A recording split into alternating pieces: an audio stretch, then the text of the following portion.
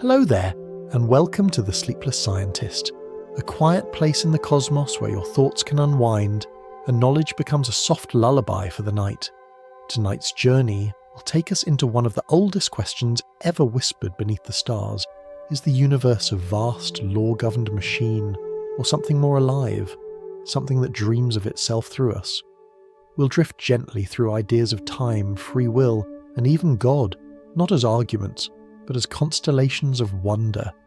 Each shines on its own, and together they draw a shape we can almost recognise.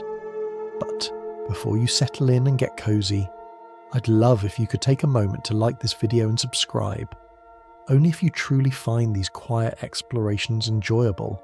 And when you're ready, leave a comment to let me know where in the world you're listening from and what time it is for you right now. It's always such a joy to see all the places we gather from, each in our own little slice of time. Now feel free to dim the lights, maybe turn on a fan for a soft background hum, and let's gently begin our journey into the mysteries of the universe, where law meets freedom, and where perhaps in some quiet way the cosmos dreams through us. And if your mind begins to wander, that's perfectly fine. Let it drift. We'll still be here, quietly unfolding the story. Long before there were clocks, long before there were minds to ask what time meant, the universe existed in a silence so complete that nothing yet had happened to disturb it. Physicists often call that early state the low entropy beginning, but rather than picture equations, imagine something simpler, an untouched field after fresh snow, smooth, unbroken, waiting. There were no footsteps, no wind, no noise, just the promise that somewhere, somehow, motion would begin. From that stillness, laws began to play their endless game. The same laws that guide the stars also guide the blink of your eyes. Every atom in your body follows them without question, and yet, within this obedience, something strange emerges. Awareness. You can look back, think ahead, decide, wonder. You can choose which memory to keep, which path to walk. How can a mind that follows the same laws as everything else feel so profoundly free? That will be our thread tonight. To begin, let's imagine the universe not as a cold mechanism, but as a quiet dreamer. In some theories of physics, every event that could happen does happen, each possibility unfolding in its own gentle strand of reality. Scientists call this the many worlds interpretation of quantum mechanics.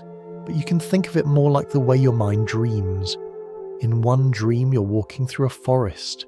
In another, you're flying above it. Both are real in the space of the dream, and both are born from the same mind. In the universe's dream, particles play this role. When an electron might go left or right, it doesn't pick one. It follows both paths at once, each in its own version of the story. We don't need strange symbols to say this. Only the thought that nature never erases its possibilities. It lets them coexist, softly separated, like overlapping melodies. Some people hear this and think it sounds wild, an infinite library of universes. But in truth, physicists arrived at this idea not from fantasy, but from restraint. They tried to make the mathematics simpler, and simplicity led them here. To a universe that doesn't throw anything away. Every outcome, every flicker of chance is kept somewhere, written in light. If that's true, then each of us is one of many versions, like identical twins who shared one childhood and then went their separate ways. There isn't one you and a million copies. There are countless continuations, each living sincerely inside its own story. The feeling of unity you have, of being one person, is just what it feels like to occupy one thread of the greater weave. And yet, for all this branching, the universe itself remains calm. It doesn't notice its own division any more than the ocean notices one wave rising higher than another. Its surface just ripples and ripples again. Some physicists call this process decoherence, but we can think of it more gently, as the mist parting into many droplets, each reflecting the same sun. You might wonder if everything possible happens somewhere. Does choice still matter? It does, because in your branch of the story, your choices shape the pattern of your world. Each decision becomes a fingerprint on the local fabric of reality. The other versions don't cancel that meaning. They simply play different songs. The music of existence allows every note to be heard. If we follow the thread a little further, we see that this dreamlike structure doesn't only describe particles, it may also describe us. The brain itself is a quantum object at heart, though its patterns are large and warm and classical. What we call a decision might be the final harmony of many tiny vibrations, each exploring options before settling into the melody we call I have chosen. But even if everything unfolds by law, that doesn't make life mechanical, quite the opposite. Laws are the rhythm section of the cosmic song, the steady heartbeat beneath all improvisation. Without them, there would be no coherence, no music to dance to. The beauty of a sunset or the laughter of a child arises not despite the rules, but because the rules hold everything in tune. It's easy to forget how intimate our connection with those laws really is. The same equations that curve space also curl your fingertips. The energy that stirs a star is the same that warms your breath. We are not distant spectators of a cosmic play. We are scenes within it, living verses of the same poem. So tonight, as we drift through these questions, don't worry about finding an answer. Answers are often just pauses between deeper breaths. The universe may not need us to solve it. It might simply be glad we're listening. Our quiet exploration now turns to time itself. That single direction every version of reality seems to share. What gives time its arrow? Why do we remember the past but not the future? And could the flow of moments be more a trick of perception than a feature of the world? Take another slow breath. Let the thought settle. The stillness we began with is still here, beneath all motion. The same calm from which everything rises. And from that calm, the story of time begins to unfold. If we follow the thread a little further, we arrive at one of the most quietly astonishing ideas in modern physics. The thought that reality itself may be larger, softer, and more inclusive than we could ever experience from within a single life. In the language of physicists, this is called the many worlds interpretation of quantum mechanics. But here we'll treat it more like a poem whispered by the universe itself, an idea about how everything possible might already exist, peacefully side by side. Let's begin with something small. Imagine a beam of light passing through a thin sheet of glass. Most of the light goes straight through, but a little reflects back. To the human eye, this looks simple enough. Some light here, some light there. Yet deep, inside the math that describes it, light doesn't actually choose which way to go. It follows both paths at once, forward and backward, transmitted and reflected. Each version of that photon continues as if it were the only one, unaware of its twin journey. In our daily world, those twin possibilities quickly separate, never interfering again. The physicist calls this process decoherence, but we can think of it as a kind of soft forgetting, like mist dividing into droplets, each carrying a faint memory of the cloud it once belonged to. Every droplet becomes its own world, obeying the same gentle laws, sparkling in its own ray of sunlight. This strange branching happens not only with photons, but with everything. Every atom, every decision, every heartbeat, each unfolds in a web of possibilities. And rather than collapsing into one outcome, the universe keeps them all. What we perceive as a single world is just one layer in an unimaginably fine stack of realities, all woven together by the same cosmic thread. It's tempting to think this sounds like science fiction. Infinite universes, endless versions of you. But to many physicists, it's the simplest way to make sense of quantum theory without breaking the rules. You see, the equations that describe the microscopic world are beautifully symmetric. They never tell nature to pick one. The instruction to choose is something we added later, when we tried to make the math fit our human sense of certainty. The many worlds idea simply removes that patch. It lets the equations sing freely, without interruption. And so, according to this view, the universe doesn't make hard decisions. It branches, gracefully, continuously, like the limbs of a growing tree.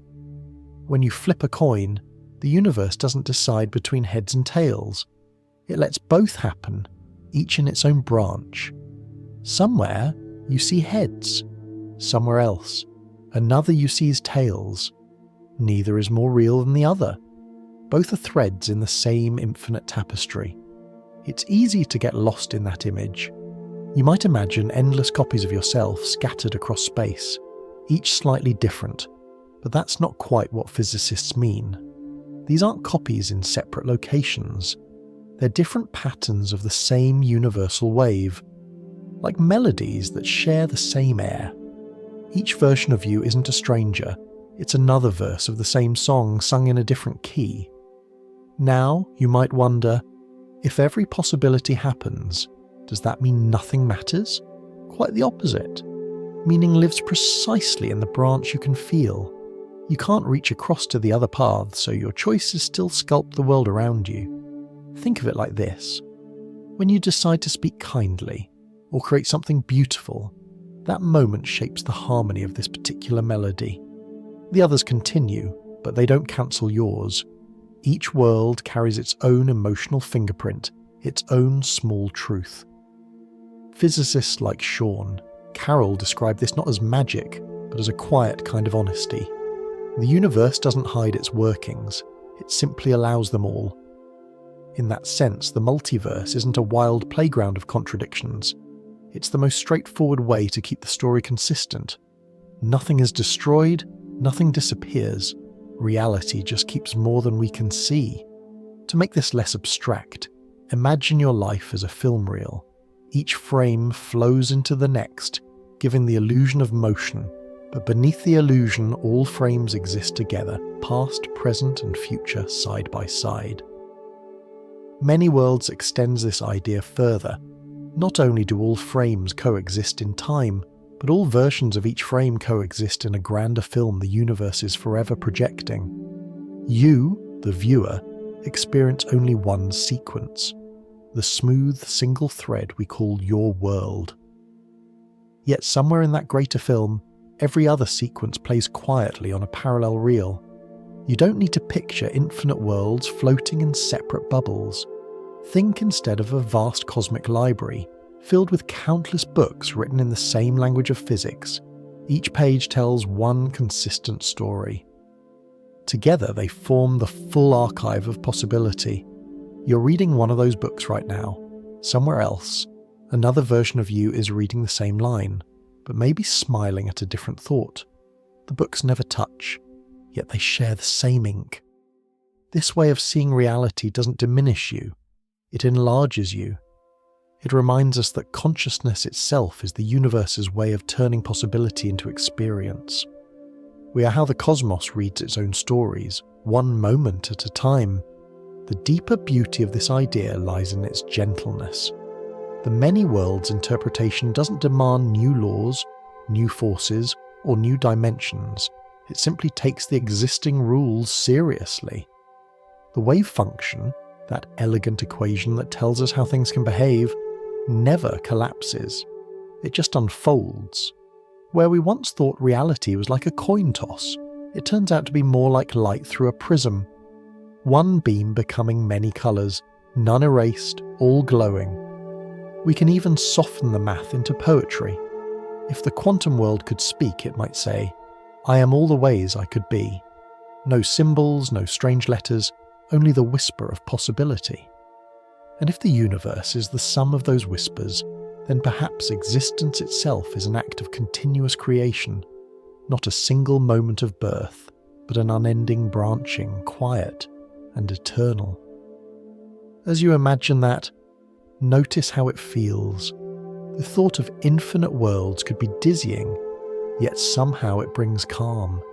Because if everything possible exists somewhere, then loss becomes transformation, and endings become transitions.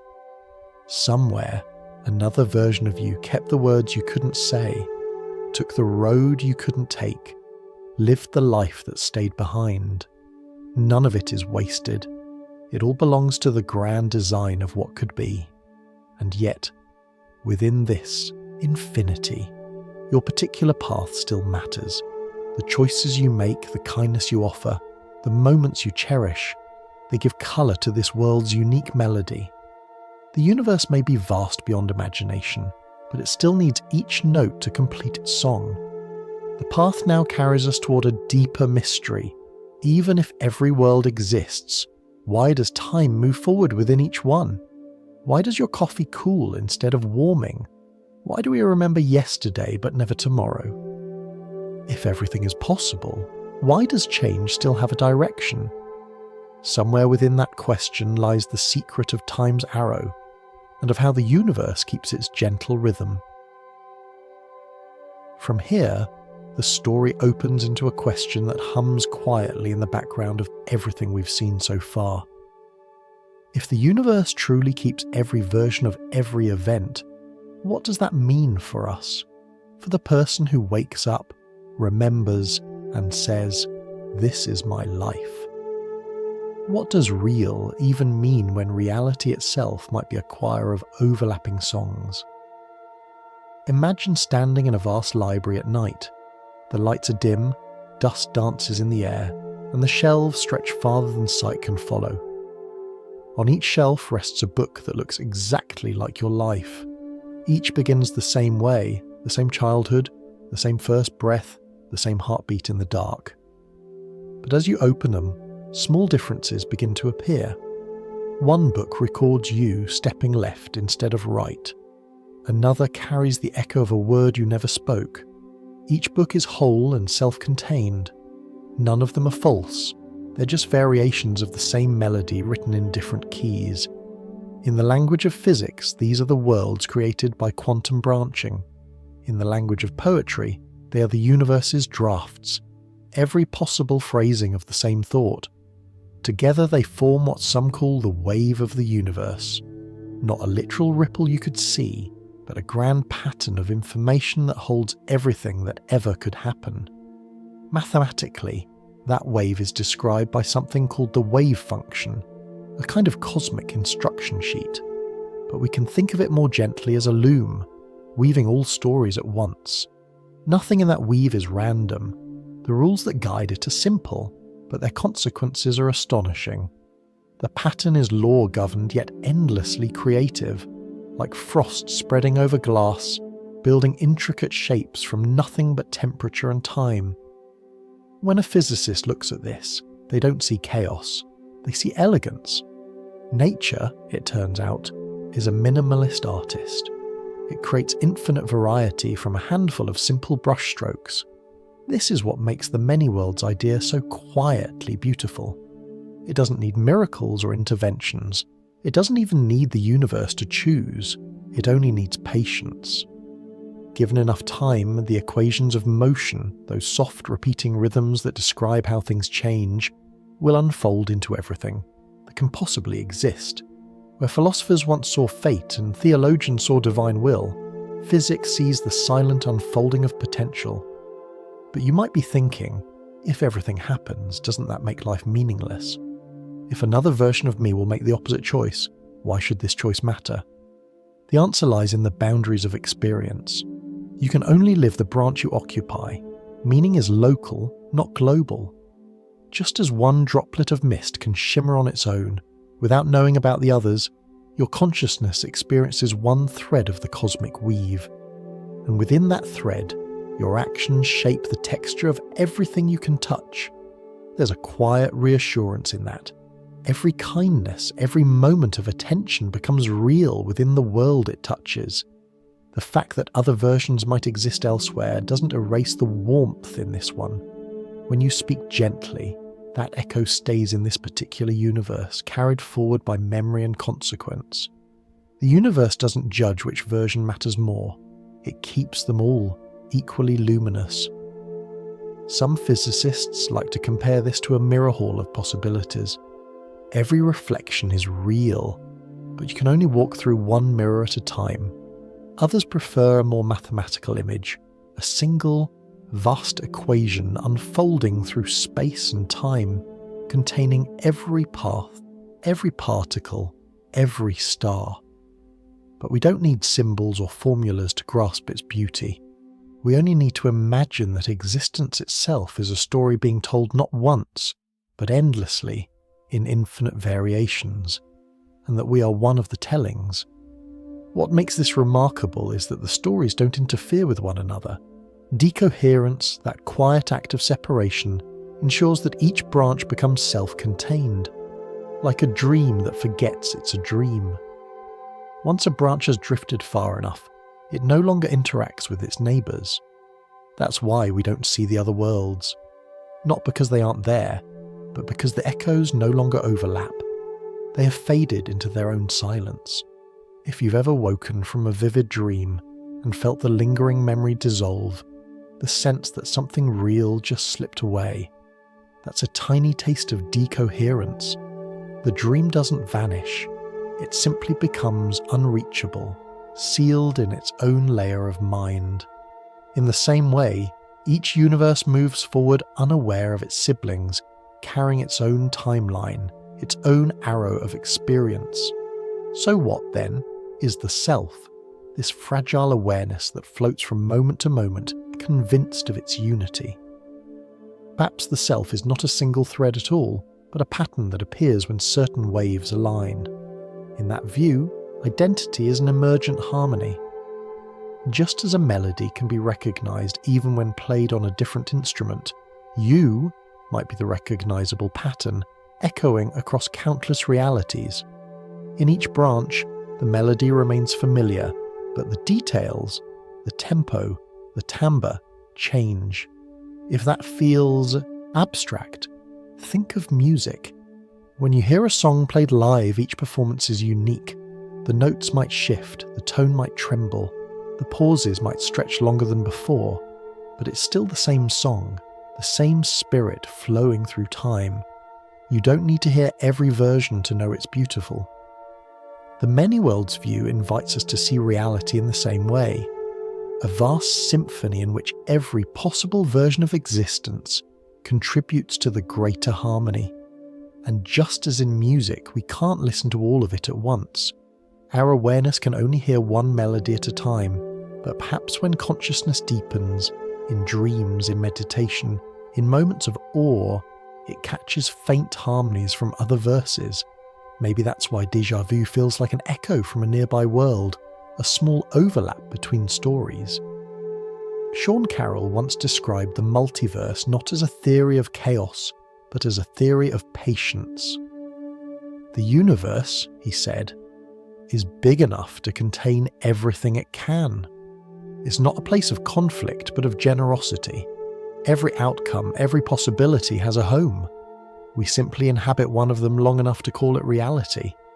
If we follow that thought gently, it leads to a new kind of humility. The world we see is precious precisely because it is one among many. Our joy, our grief, our choices, they're real because we feel them. We don't need to be the only version to be meaningful. Just as light contains all colours, yet we see only one at a time, existence contains all stories, yet we live only ours.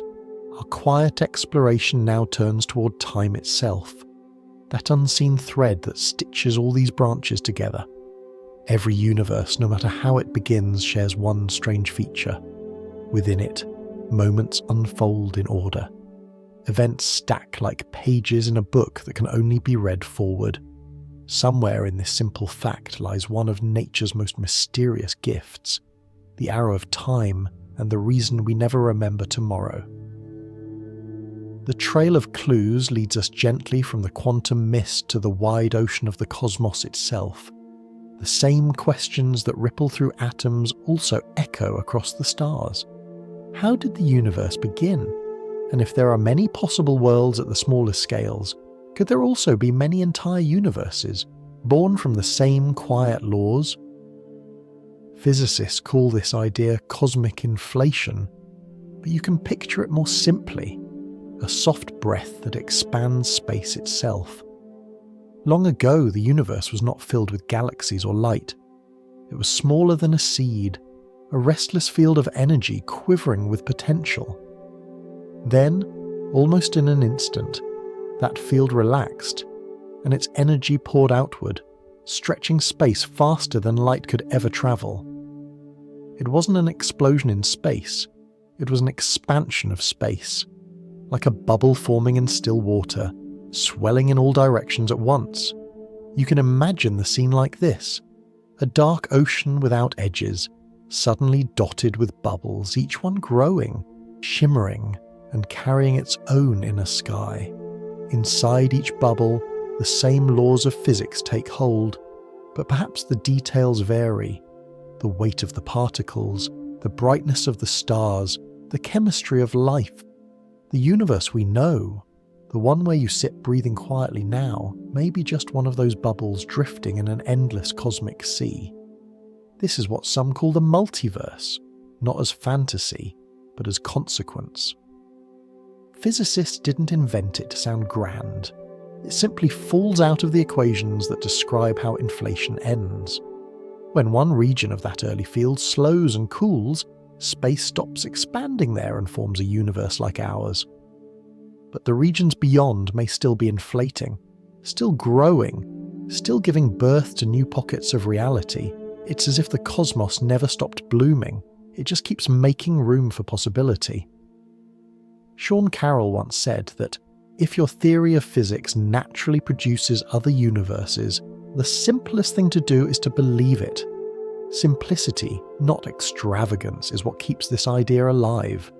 Instead of one unique cosmos, we may live inside a vast foam of creation, countless bubbles of reality, each sealed within its own laws, unable to touch but sharing a common origin. You might wonder, if we can't visit these other universes, does it make sense to say they exist? Maybe the better question is, why not?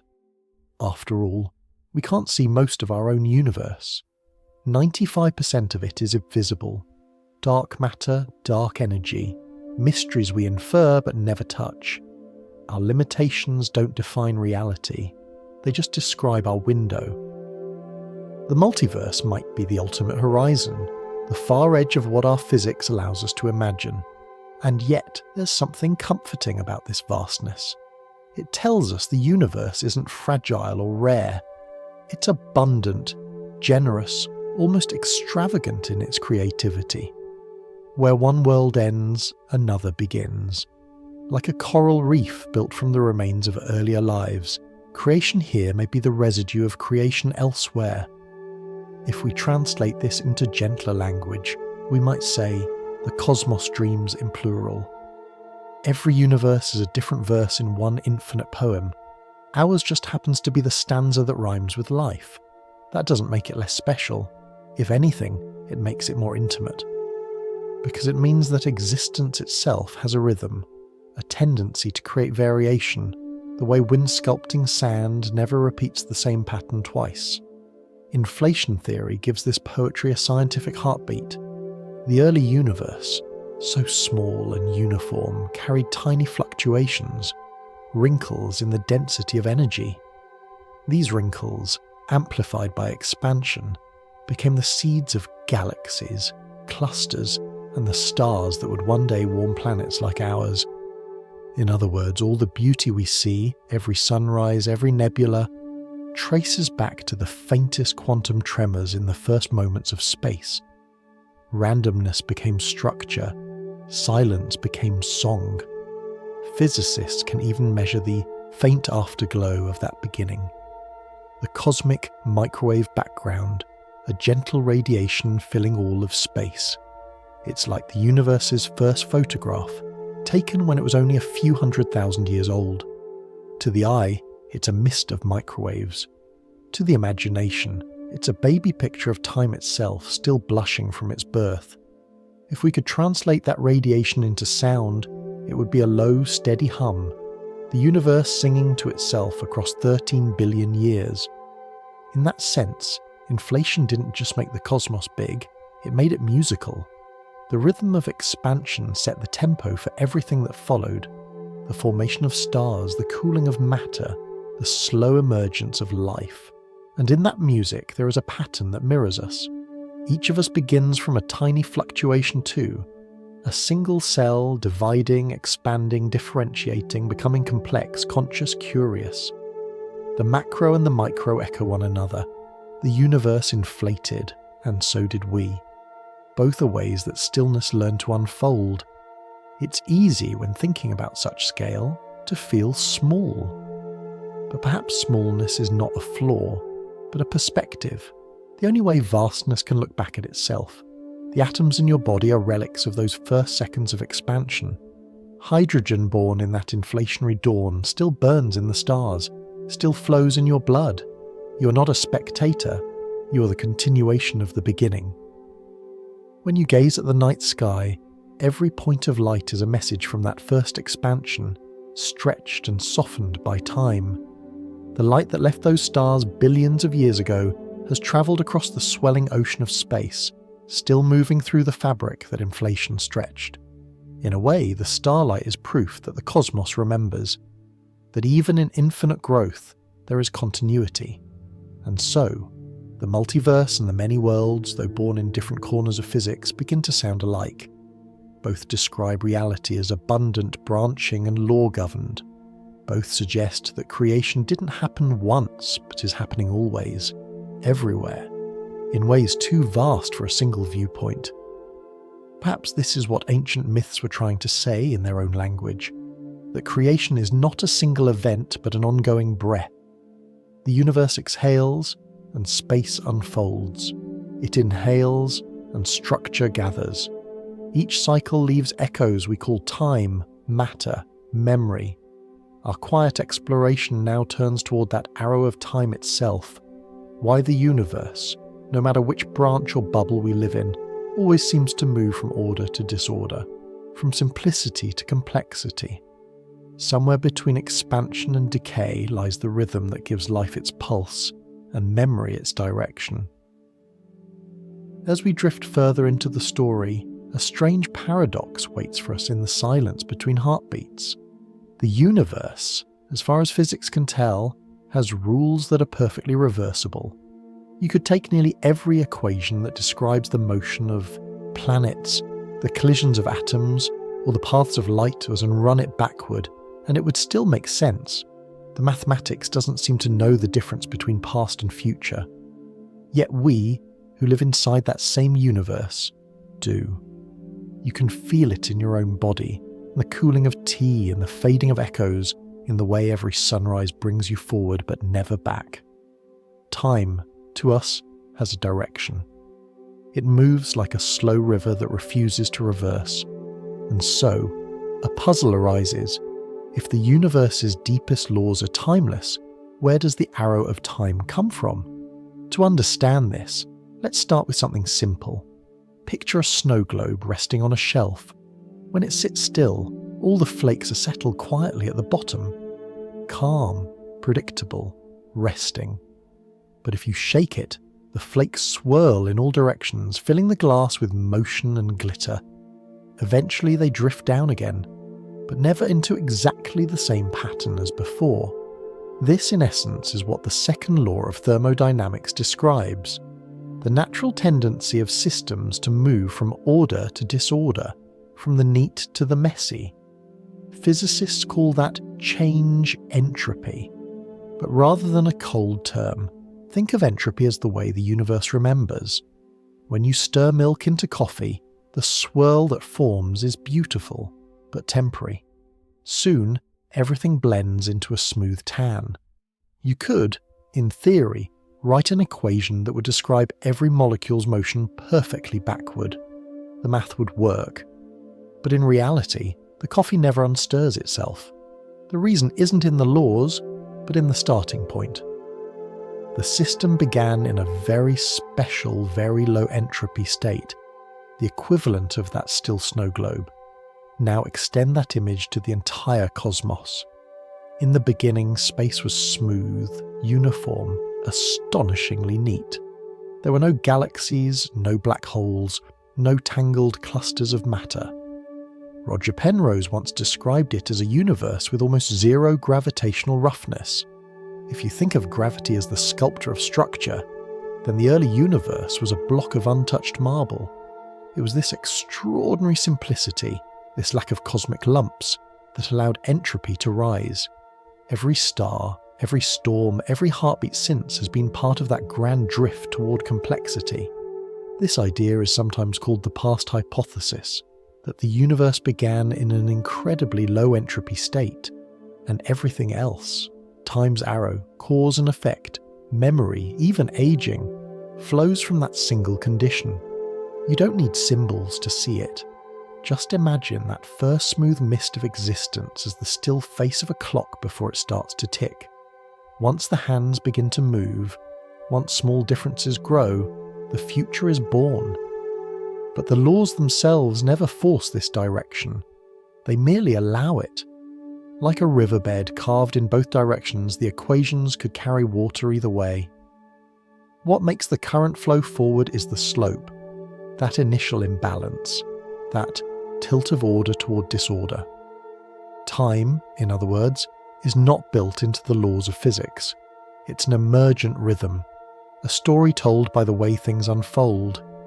It's strange to realize that the arrow of time is not an absolute feature of reality, but a perspective created by entropy's rise. To you, the past is where things were more organized, memories stored neatly in your mind, moments you can recall. The future is the place where disorder hasn't yet reached, where possibilities still scatter like dust not yet stirred. The sense of moving forward is really the feeling of riding entropy's wave. Think of it like baking. Once you've mixed flour, sugar and butter into dough and placed it in the oven, there's no going back. You could write down every chemical reaction, trace every atom, and they would all be reversible on paper. But the warmth that spreads through the dough and transforms it into bread carries information outward, into the air, into the molecules around it. To reverse time would mean not only unbaking the bread, but returning every drifting particle of heat to its exact place. Possible in theory, impossible in practice. That's entropy, the gentle, irreversible spread of information across the universe. Even our memories follow this flow. The human brain stores the past but not the future, because recording information, laying down neural patterns, increases entropy. Every recollection you make, every image that forms in your mind adds a trace of disorder to the world around you. Remembering, oddly enough, is part of what keeps time moving forward. Some physicists have tried to imagine a universe where entropy runs both ways, where time flows forward in one region and backward in another. In theory, it's possible. But to beings like us, living on one side of the slope, the other direction would be invisible. Our very biology, the chemistry of life itself, depends on entropy increasing. The cells in your body release heat as they metabolize energy. Your thoughts depend on gradients that always run downhill. You are, in every sense, built into the arrow of time. There's something humbling in that. It means that your sense of progression, of growing older, of moving through days and years, isn't an illusion. It's a reflection of the universe's most patient truth. Time doesn't hurry. It expands, it ripens, it lets energy spill slowly from concentrated forms to diffuse ones. The sun shines because of it. So do you. When we look at time this way, it stops being a tyrant and becomes a companion.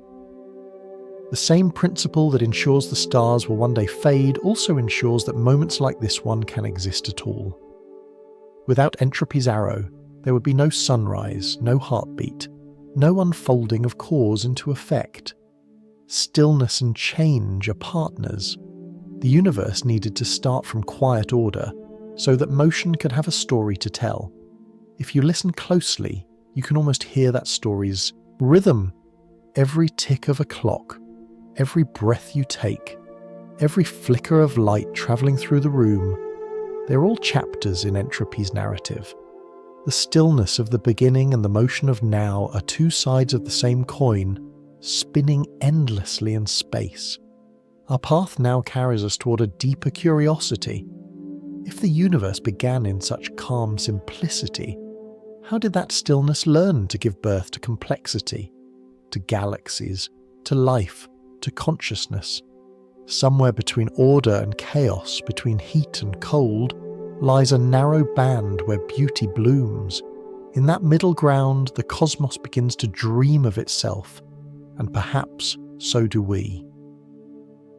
If we follow the thread a little further, we come upon one of the most delicate and humbling mysteries in all of physics: the question of why the universe began in such astonishing order. Imagine that moment before galaxies, before light, before even time had a proper rhythm. The cosmos was a quiet breath, smooth and even, like mist resting on a still lake before the first breeze of existence stirred it. That calmness, that near-perfect uniformity, is what scientists mean when they say the universe began with low entropy. It's not a phrase that stirs emotion on its own, so let's translate it into something you can feel. Picture your home just after you finish cleaning it. Every object in its place, every surface clear, air fresh, calm, still. That's low entropy, not in the sense of sterility, but of possibility. There's space for movement, for new patterns to form. Over time, of course, things will scatter. A cup left on the counter, a book half open on the sofa, sunlight and dust making the air alive again. Entropy rises. The house fills with the traces of life. But that beginning moment, the neatness, is what makes all the later motion meaningful. The same is true for the universe. Physicist Roger Penrose tried to express this cosmic neatness through geometry rather than words. He suggested that, at the moment of the Big Bang, space was extraordinarily smooth, the gravitational field almost completely uniform. He described this through something called the Weyl curvature, a measure of how wrinkled or tangled space-time is. When the Weyl curvature is zero, gravity is calm. The fabric of the universe lies flat and uncreased. It's as if the cosmos began as a perfectly ironed sheet before it slowly wrinkled into stars, planets, and us. The higher the wrinkles, the higher the entropy. Why should this matter? Because gravity behaves differently from everything else. In a gas or liquid, disorder looks like a mess. Particles flying everywhere.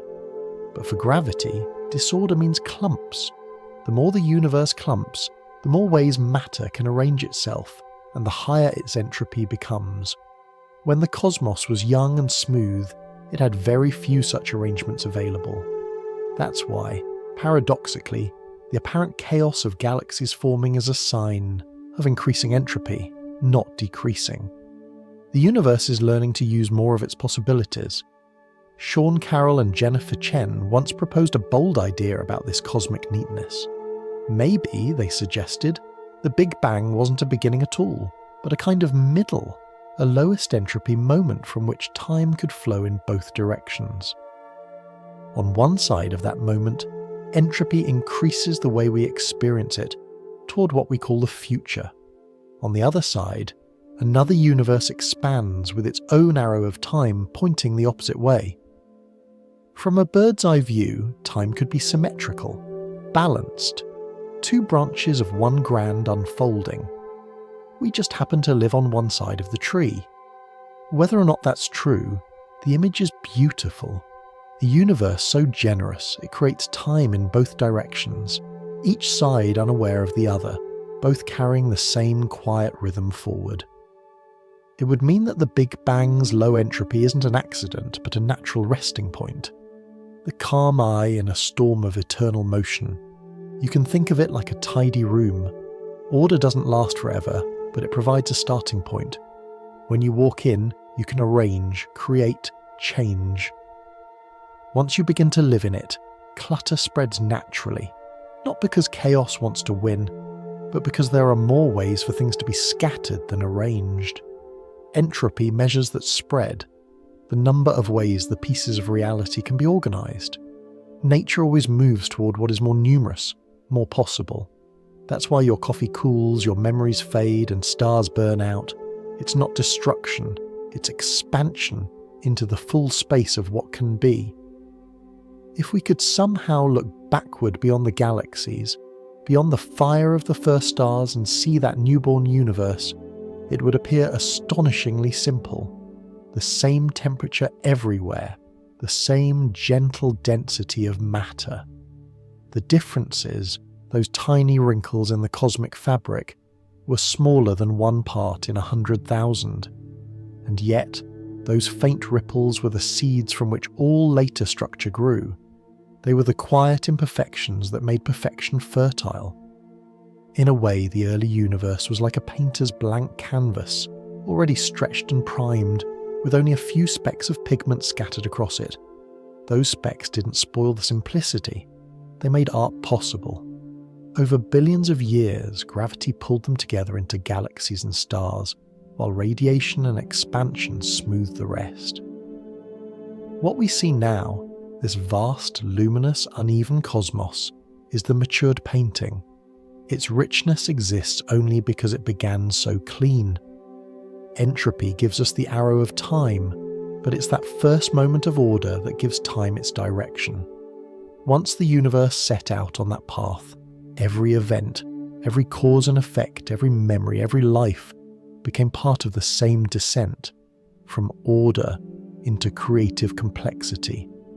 And so the future, in a deep sense, is not imposed from outside. It's inherited from that first, quiet simplicity. Some thinkers call this the greatest unsolved question in cosmology. Why was the early universe so smooth? Why not start messy like everything else? Perhaps the laws themselves contain a preference for elegance, not a purpose, but a tendency. Or perhaps we're simply witnessing one branch of a much larger reality, one of countless beginnings that happen wherever possibility finds a foothold. Either way, that initial order is the reason time feels the way it does. It's why we wake each morning knowing we're moving forward, not backward. It's why heat flows from warm to cold, why smoke rises and never descends into its cigarette, why history makes sense. The universe began tidy, and everything since has been a graceful unravelling of that neatness. There's a soft comfort in knowing that. It means that order and disorder are not enemies, but dance partners. The neat beginning wasn't meant to last. It was meant to set things in motion. Without it, there would be no stars, no chemistry, no thoughts, no change. The fact that everything eventually falls apart is not tragic. It's necessary. The fragments are what give the cosmos texture. Take a moment to imagine that early stillness again. A sky without stars, a smooth field of light, like fog before dawn. Within that calm, the arrow of time was born, not as a command, but as a memory the universe carries in its bones. And every moment since, from the swirl of galaxies to the beating of your heart, has been a continuation of that first quiet breath. Our path now carries us toward a more intimate horizon, the human sense of time. We've traced its cosmic origin. Now we'll listen for its echo within us. For even though the universe began as a smooth mist, inside the mind time becomes something far more intricate. A rhythm, a melody, a feeling that connects memory to imagination. If we follow the thread a little further, the grand clock of the cosmos narrows down to something far more personal. The small clock inside you. Out there among the stars, time unfolds through expansion, entropy and motion. But in here, behind your eyes, time becomes something else entirely. A rhythm of perception, a private pulse of experience. The physics of time may be reversible, but the feeling of time, the way it moves through your thoughts, flows only one way. Think of time as music. The laws of nature give you the notes, but your mind writes the melody. Memory, attention, and anticipation form the instruments.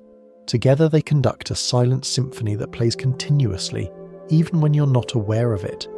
Each beat of your heart is a measure, each breath a bar line. And though the orchestra never stops, You only hear it one note at a time. That narrowness, that inability to sense everything at once, is what gives time its texture. When scientists study how the brain perceives time, they find no single clock ticking inside us. Instead, there are many overlapping timers, tiny biochemical rhythms, each keeping its own tempo. One governs your heartbeat, another your sleep cycles, another your sense of duration when waiting in line or listening to a song. Your body is a choir of clocks, and your consciousness is the conductor, stitching them together into the illusion of a steady flow. It's a fragile balance. When you lose track of time, in daydreams, deep work, or the edge of sleep, it's because that internal orchestra has loosened its grip. The tempos begin to drift. Seconds expand or vanish. This is why a single moment of fear can feel endless, and an hour of laughter can feel like no time at all. Time is elastic in the mind because perception is elastic too. Even more curious is how the mind weaves time's arrow out of memory and prediction. Neuroscientists sometimes describe consciousness as a storyteller, one that constantly updates its narrative by comparing what just happened to what might happen next. The sense of now is not a fixed point, but a short window, about a few heartbeats wide, in which your brain blends the immediate past with the near future. You don't experience raw reality. You experience the story your brain is writing in real time. That story is stitched together with memory. Without memory, the flow would vanish. There would be no sense of before to contrast with after. The philosopher William James once called consciousness a specious present, meaning a span of awareness long enough to hold a thought and short enough to call it a moment. The mind doesn't step through discrete seconds like a clock. It drifts continuously, like a cloud reshaping itself second by second. You can see this in dreams. In the world of sleep, the rhythm of time loosens entirely. Minutes can stretch into hours. Whole stories can unfold between two heartbeats. The brain still measures change, but without the anchors of daylight, gravity, or consequence, it loses the need for linearity. In that space, memory and imagination become the same thing. Both are simulations, both are rehearsals. When you dream of flying, your neurons activate much as they would if you truly leapt from the ground. The brain isn't lying, it's simply creating another version of experience. Waking life is more constrained, but not fundamentally different. Even here, your sense of continuity is a kind of dream, one you agree upon collectively with everyone else. We all live in slightly offset timelines, our brains syncing and desyncing by fractions of a second. When you speak and someone nods, you're sharing a rhythm, an overlapping pulse of awareness. You exist inside that rhythm like dancers guided by the same inaudible drum. Time feels external, but it's also profoundly biological. When your circadian rhythms shift, from jet lag, sleepless nights, or illness, your whole sense of the world's tempo changes. Days seem too long, or too short, mornings too bright or too dim. This isn't the universe altering its pace, it's you tuning out of its song. To find balance again is to retune, to let the mind's internal metronome fall back into harmony with the cosmic beat. And yet, even when you are perfectly synchronized, time never stops feeling slippery. Try to hold a single second, to freeze it, and it dissolves as soon as you notice it. The present is always melting into the past. It's like trying to look at your own eyes without a mirror. Awareness folds back on itself and disappears. Maybe that's the real secret of time's arrow. Not that the universe pushes us forward, but that consciousness can never stand still long enough to catch up with itself. Some physicists like to say that time doesn't really flow. It simply is. All moments exist at once, arranged like pages in a vast eternal book. We experience them sequentially, because that's how our minds are built to read. We turn the pages one by one, convinced the story is moving forward, when in truth, the book was already complete. But this isn't a cold idea, it's a comforting one. It means that every moment you've ever lived still exists somewhere in that grand library. Every laugh, every kindness, every quiet hour of thought. You haven't lost them, you've just turned the page. From this view, time is less a river and more a field, a landscape through which consciousness walks. You can look behind you and see where you've been, or look ahead and imagine where you might go, but you never leave the field itself. You're always here, always within the map of moments that make up your life. Perhaps that's why time feels both endless and fleeting. The body moves steadily, but awareness jumps, skipping, looping, replaying, anticipating. You live many versions of each moment, once as it happens, once as you remember it, and again as you imagine how it could have been. In that way, you are not just moving through time, you're constantly recreating it, composing it like music, playing forward and backward in your mind. So, when you next feel the weight of time, when days seem too long or years too short, remember that the universe itself doesn't measure time by clocks. It measures by change, by the spreading of light, by the deepening of patterns, and you, as one of those patterns, carry time within you like a heartbeat. You don't move through time, you breathe it. The trail now carries us gently toward a more tangible horizon, the connection between time, entropy, and life. If everything in the cosmos drifts toward disorder, how does life create islands of order without breaking the rules? Could it be that entropy, so often misunderstood as decay, is actually the quiet gardener of creation, tending to stars, planets, and cells alike? Our quiet exploration now turns to the secret work of entropy, not as a destroyer, but as the patient caretaker of the cosmos. For centuries, people have spoken of entropy with dread, as though it were the universe's undoing, the slow march toward heat, death, and silence. But that's only half the truth. Entropy is not chaos, it's balance. It's how the universe keeps its accounts in order. It tidies the grand house of reality, though its cleaning style is unconventional. Imagine a kitchen after a long night of cooking, dishes piled high, crumbs scattered, warmth still lingering in the air. To restore order, you begin to clean, but every action you take simply moves the mess around. The sink fills with soap and water, the trash bin grows heavy, the air smells faintly of lemon and heat. You've made one corner neat by allowing another to grow disordered. That's entropy. Local order at the price of global mess. Nothing is lost, only rearranged. The universe does exactly the same thing, just on a cosmic scale. Every star, every candle flame, every living creature runs on this quiet bargain. Stars take the ordered fuel of hydrogen and turn it into the glorious disorder of light and heat. Life does the same, though more gently. We eat low-entropy food, matter full of organised energy, and release higher entropy warmth back into the world. Life, in a sense, is the art of riding entropy's current without drowning in it. We don't fight the flow, we surf it. If we could translate the mathematics of entropy into human language, it would sound something like this.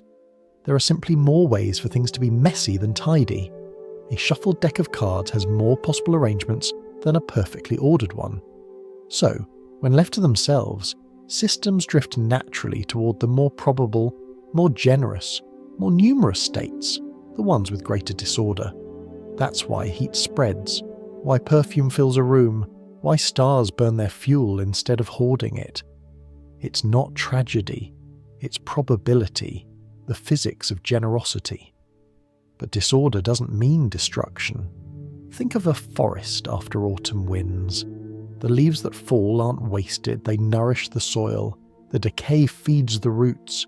In the same way, entropy doesn't erase complexity, it sustains it. It's the background hum that allows structures to grow, flourish, and eventually return their borrowed energy to the whole. Even the stars follow this rule. Deep inside, nuclear fusion converts order into light. a transformation so efficient that a single handful of starlight could power your city for centuries. That glow, spreading across space, is entropy in motion. It's the universe scattering concentrated energy into a form that can do new work, lighting the night sky, warming worlds, awakening chemistry. Without this steady release of energy, there would be no temperature differences, no motion, no life. The sun, for instance, is an exquisite machine for making disorder beautifully useful. It turns neat hydrogen nuclei into a chaotic flood of photons, and those photons fall upon Earth, allowing plants to build leaves, animals to move, humans to think. When you sit in sunlight, you're literally bathing in entropy, the gentle rain of disorder transformed into warmth, colour, and life. This, in a way, solves a quiet paradox.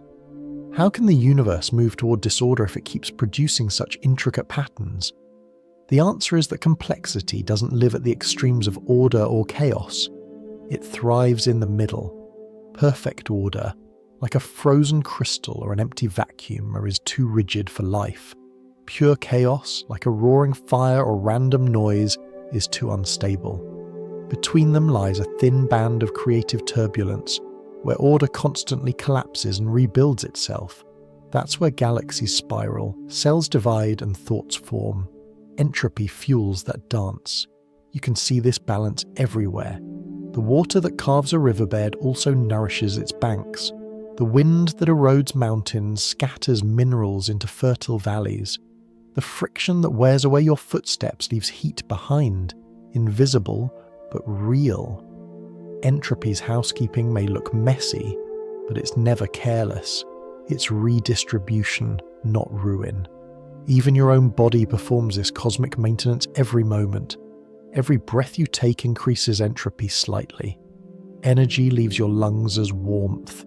Every heartbeat, every blink, every thought, tiny ripples of heat spill into the air.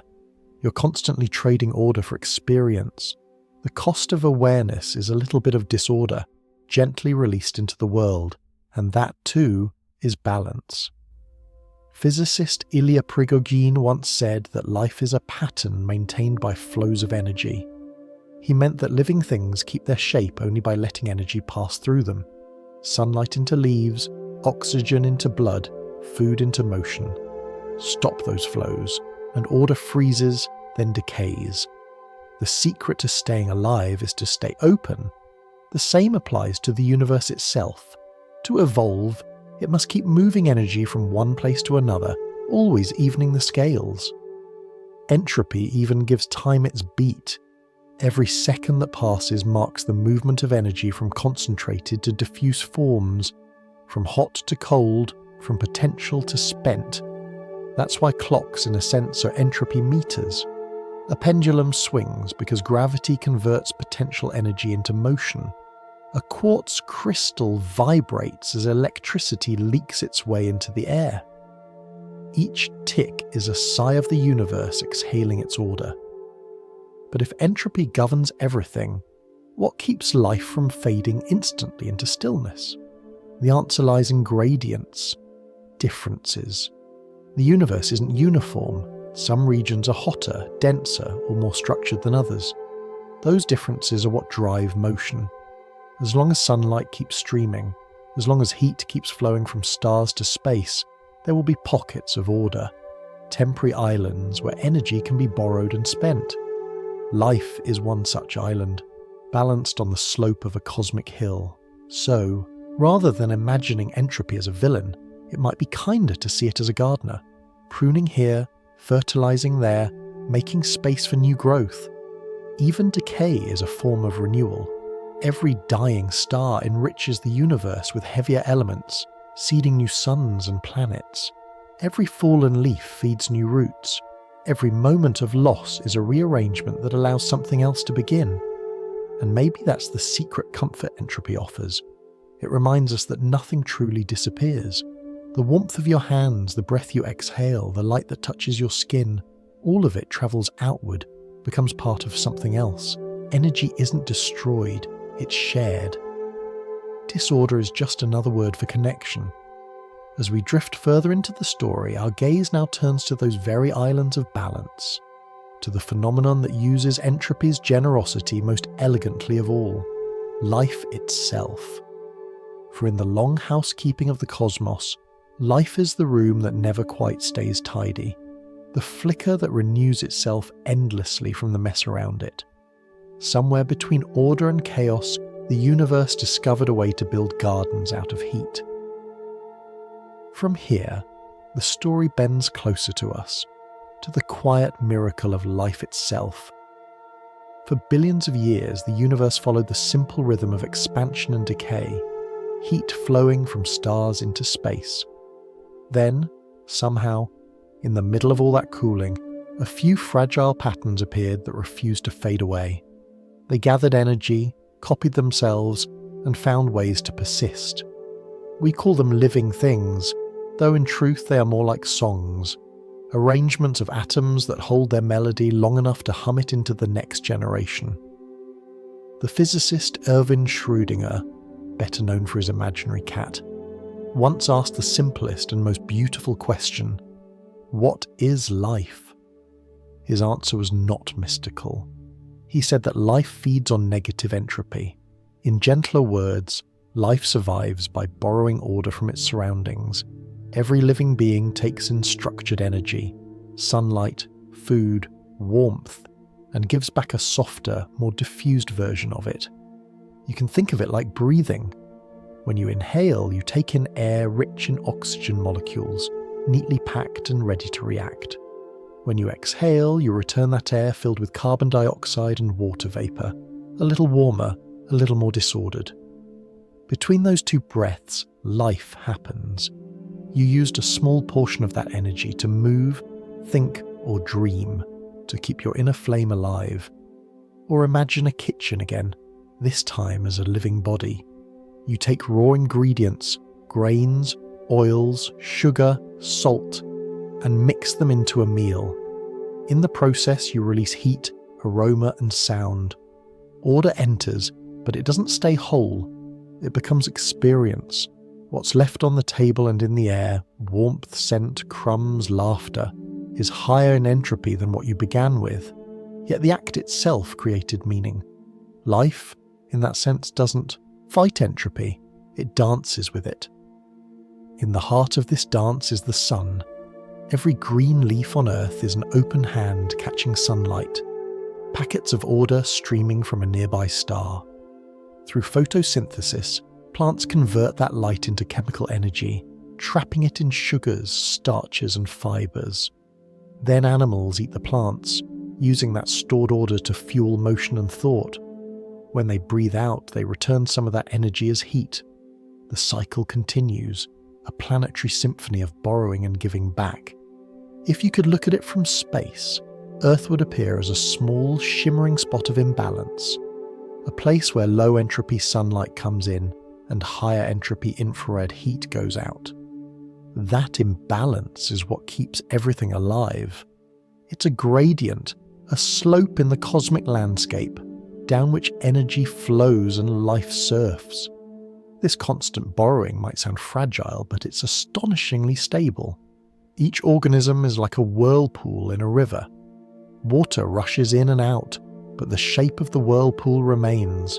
Life, too, is pattern more than substance. The atoms in your body are replaced constantly. Food becomes blood, blood becomes muscle, muscle becomes warmth. Yet through it all, the pattern stays recognizable.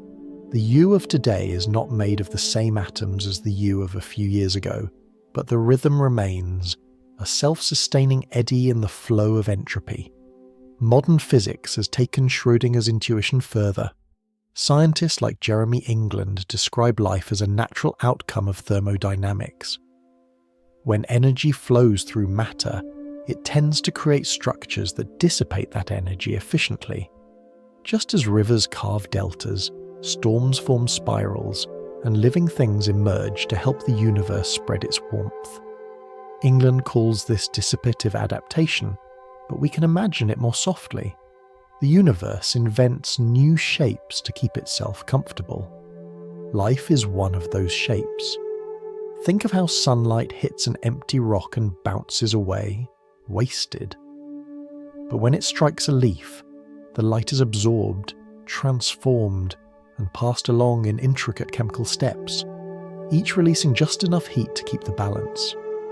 The leaf doesn't hoard the energy, it redistributes it gracefully.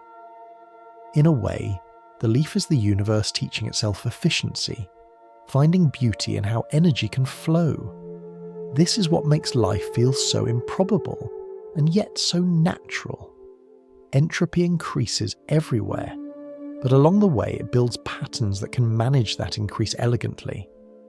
These patterns, cells, ecosystems, minds, are local exceptions, temporary bubbles of order in a sea of disorder. But they aren't defying the cosmic rule, they're serving it. By growing, moving, thinking, they accelerate the spread of energy. The universe doesn't resist life, it invites it. You could even say that life is entropy's favourite trick. It found a way to build something that consumes order to create complexity. A flame burns oxygen and fuel to release heat. A living cell does the same, but with purpose. Its purpose isn't written in the stars or imposed by design. It's written in chemistry, in the gentle insistence of molecules to find stable configurations. When we step back, this principle feels oddly comforting. It means that life isn't an interruption in the story of the universe, it's the next verse. The cosmos began smooth and simple, then let entropy weave complexity through it. Stars formed, burned, and died, spreading heavy elements, carbon, oxygen, iron, into space. Those atoms gathered into planets, and on one small world they learned to copy themselves. Out of the cooling ashes of stars came the warmth of metabolism. Out of thermodynamics came desire. Schrödinger might smile at that thought, that life is the way the universe refines its own disorder into structure, like a composer turning noise into harmony. The equations behind this are simple enough to fit on a page, but they describe something that feels infinite, the emergence of self-maintaining patterns in a field that could have been only chaos. If you touch your wrist and feel your pulse, you're feeling that ancient rhythm, energy flowing downhill, keeping you afloat on entropy's current. You're not separate from it. You are one of its masterpieces. Take a moment to imagine that at this very second, the sun is breathing energy onto Earth, fueling billions of microscopic reactions in leaves, oceans, and your own cells. The warmth on your skin is a direct conversation between your body and a star, and when you breathe out, releasing a soft stream of heat into the air, the conversation continues. You're part of the same thermodynamic dialogue that began with the birth of the cosmos. In the next step of our journey, we'll look closer at what all this energy has built, the rise of complexity itself. From the first glowing stars to the electrical whisper of thought in your brain, there's a pattern emerging. The universe keeps learning how to organize itself one layer at a time. The trail now carries us from life's humble origins toward its grand architecture, the quiet layering of complexity that turned the universe from fire and dust into consciousness and song. Somewhere along the journey from star to cell, the cosmos learned how to organize itself. The same laws that shape gravity and light also shape the first self-replicating molecules, the first bacteria, the first minds that wondered what it all meant. And yet, the secret of complexity isn't in any single leap. It's in the rhythm, the way energy flows more precisely, more patiently, with every new layer of structure. To see this, imagine lighting a campfire. The logs catch, the flames roar, and heat bursts outward in a rush of orange and gold. The fire releases its stored energy quickly, an unruly, beautiful chaos. Now picture a candle. The same physics apply, but the process is gentler, controlled. The wax melts, rises, and burns in a steady rhythm, releasing energy at a slower, more sustained pace. The flame of a candle is a lesson in complexity. The same energy, but refined into order. A physicist named Eric Chiasson once described this refinement with a simple idea he called energy rate density. How much energy flows through each gram of matter over time.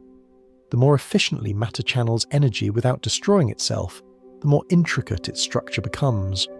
Stars, for instance, have a modest energy flow per unit of mass.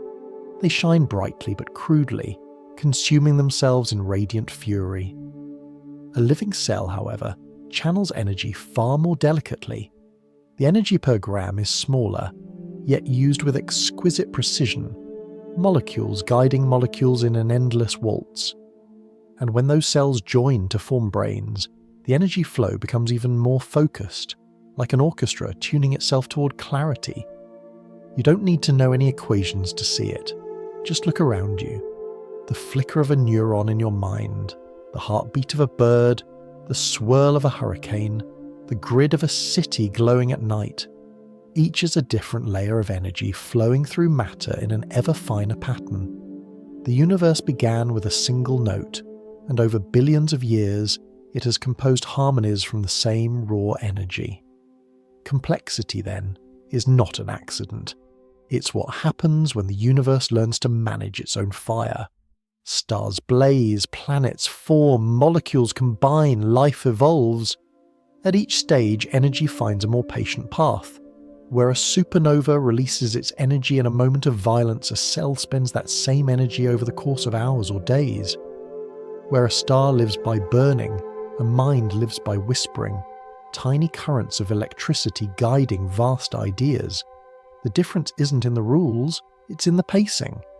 Complexity is slow grace carved from fast chaos. Think about how a city functions.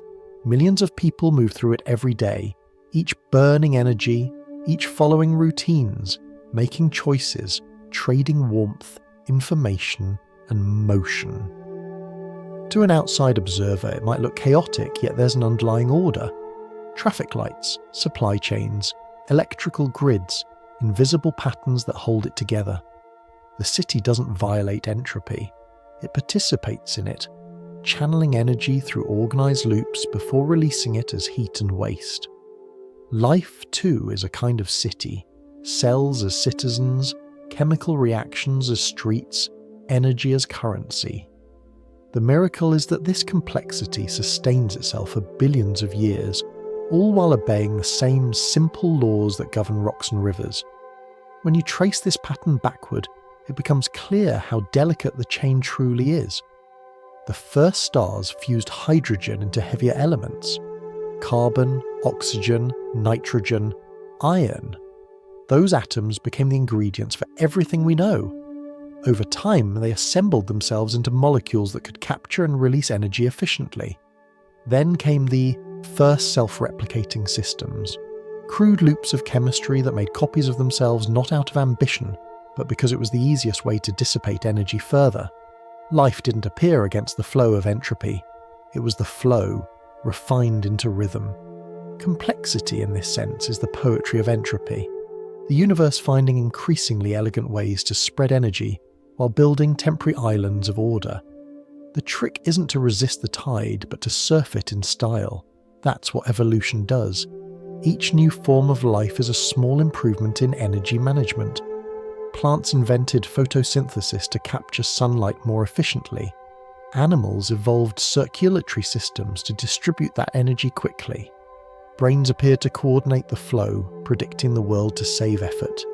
Every innovation is a new verse in the same thermodynamic song. The beauty is that this progression isn't guided by a plan. There is no cosmic architect sketching blueprints of life. Complexity emerges naturally whenever energy finds pathways worth keeping. In that sense, the universe is both sculptor and sculpture, endlessly reshaping itself through trial, error, and persistence. Even mistakes, extinction, decay, failure feed the process by clearing space for new arrangements to grow. And as complexity rises, awareness deepens. A single atom knows nothing of itself. A molecule feels only its bonds.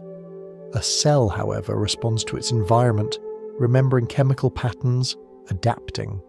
String enough cells together, and sensation arises, a primitive form of knowing. Add more layers of interaction, and consciousness blooms, the ability to not only respond to the world, but to imagine it. Out of the slow choreography of energy, a new kind of light appears, not physical, but mental. When you think, you are participating in that grand evolution of order. The electrical impulses flickering across your neurons are descendants of starlight. The same energy that once glowed at the birth of galaxies now flows softly through the network of your brain, rearranged but unbroken. You are quite literally starlight organised enough to wonder about itself. It's tempting to look at complexity and call it progress. But the universe isn't climbing a ladder, it's exploring a landscape. Complexity isn't better than simplicity, it's just different, another way for energy to flow. A mountain stream isn't less beautiful than an ocean, only smaller, more focused. A star and a mind are both ways for the universe to express its restlessness. One burns outward, the other turns inward. And maybe that's the hidden gift of complexity. It allows the cosmos to reflect. Through life, the universe gains eyes, ears, thoughts, and emotions, tools for noticing itself. The same entropy that drives galaxies apart also drives introspection within a human mind. The equations are the same, the experience changes. Somewhere along the way, physics learned to feel. So, the next time you light a candle, remember this lineage. The flame that glows before you is the ancestor of your heartbeat. The same physics that shapes its flicker governs the pulse in your wrist. Both are small, temporary patterns through which energy passes on its way to elsewhere. And yet, in their brevity, both make beauty. If we follow the trail onward, we'll find that complexity doesn't stop at structure. It begins to speak. When systems become intricate enough, something extraordinary happens. The whole gains powers its parts never had. A melody emerges from notes, a thought from neurons, a meaning from chaos. This next step, emergence, is where the universe begins to tell its own story. If we follow the thread a little further, we arrive at one of the most graceful turns in the story of existence. The moment when the universe learns to speak through patterns larger than their parts. This idea is called emergence, and it describes something you already know intimately, that the melody of a song is not inside any single note, and the meaning of a sentence is not contained in a single word. It's the combination, the relationship, that gives birth to something new. Emergence is how complexity begins to whisper. It's the way matter organises into behaviour, and behaviour becomes purpose. No one molecule of water is wet, but together they ripple and flow. No neuron by itself is aware, yet millions of them together become the experience you call you.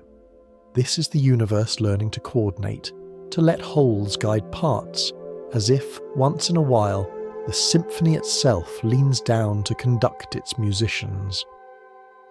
Scientists sometimes try to describe this with the language of causal emergence, but we can think of it in simpler, more human terms. Imagine standing in the middle of a bustling city at dusk. Lights flicker on one by one, cars move in gentle streams, voices weave through the air. Each person follows their own small rules, walking, talking, deciding where to go, yet together they create something larger, a living rhythm. The city breathes, it thinks in traffic patterns, speaks in echoes, remembers in architecture. Its intelligence is distributed, not centralized. It doesn't have a brain, but it has behavior. That's emergence. In the natural world, emergence appears everywhere once you start looking for it. A flock of birds wheels through the sky, moving as if controlled by one invisible mind. A colony of ants builds a complex network of tunnels, though no single ant understands the whole design. Even your own immune system operates through this kind of silent teamwork. Billions of cells communicating without ever seeing the entire picture. Each part follows simple local rules, and from those small obediences arises something that looks like awareness. If you could write down the rules that each individual part follows, you might notice that none of them explain the larger pattern completely. The beauty of emergence is that the whole is not just more than the sum of its parts, it's different from them. Wetness is not hidden in the chemistry of H2O. Consciousness is not tucked away in a single neuron. Both arise only when enough pieces align in the right rhythm. You can picture this with music. A note on its own is just vibration, air pressure changing in time. But put several notes together in harmony and something miraculous happens. Emotion. The sound moves beyond mechanics into meaning. The composer doesn't need to instruct each atom of air how to vibrate. The pattern itself carries the feeling. In the same way, nature doesn't need to assign purpose to each particle. When patterns become complex enough, purpose appears naturally, like a melody emerging from the noise. This is one of the most comforting truths of science. Meaning is allowed. The laws of physics don't forbid it. They simply describe how matter moves, and sometimes through those motions, order accumulates until awareness shines through. It's not a miracle in the sense of breaking rules. It's a miracle of scale, of patience. At this point in our story, the universe has already built its first instruments for emergence. Galaxies rotate like great wheels, shaping the space around them. Planets cool, weather cycles form, chemistry stirs. On Earth, simple molecules learn to copy themselves. Later, those copies learn to cooperate. Out of cooperation comes communication. Out of communication, thought. And from thought, the whisper of intention. What's extraordinary is that these transitions require no new laws. The same physics that governs rocks and rivers also governs minds and music. The difference is density, connection, feedback. The more feedback loops a system develops, the more its parts respond to the effects they themselves create, the more self-aware it becomes. In the language of poets, the universe learns to listen to its own echo. If that sounds abstract, consider a forest. Each tree pulls light and water into itself, unaware of the others. Yet through the soil, their roots exchange signals, nutrients, even warnings. When drought comes, they ration water together. When insects attack one, chemical messages alert its neighbours. The forest as a whole behaves like a single organism, murmuring through leaves and soil. No one tree understands the conversation, but the forest does. We might be more like that than we realise. Each human mind is a single cell in a much larger network of communication. Culture, language, art, memory. No one person holds the meaning of humanity, yet humanity itself does. Our civilizations, with all their flaws, are emergent structures built from billions of small choices. Every word, every idea, every kindness is a neuron in a planetary brain that's still learning to think. And perhaps that's what makes consciousness so strange.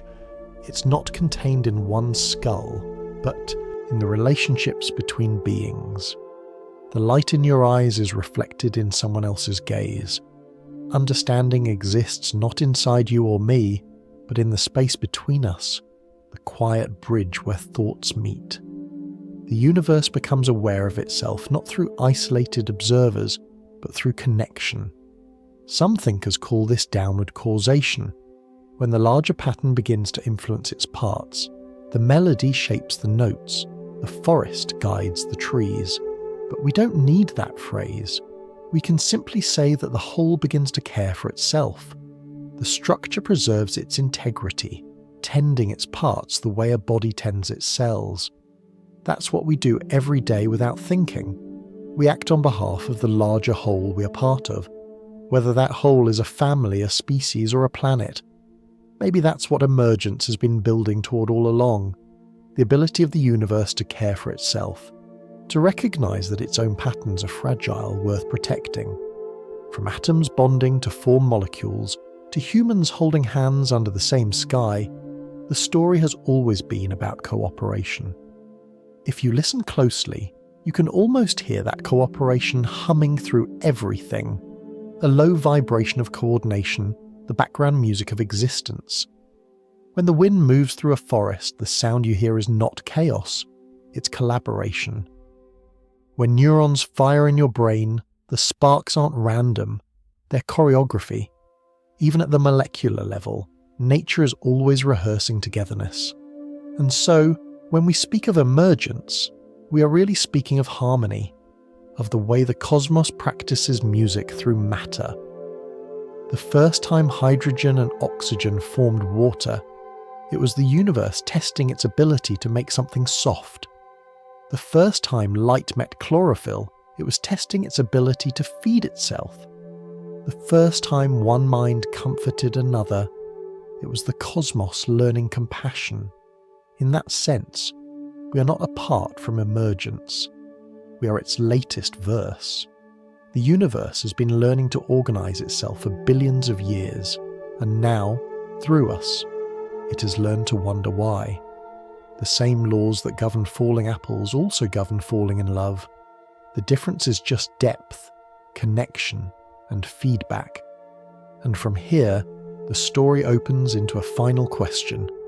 If patterns can become aware, if the cosmos can grow meaning through its own cooperation, does that mean it has a purpose?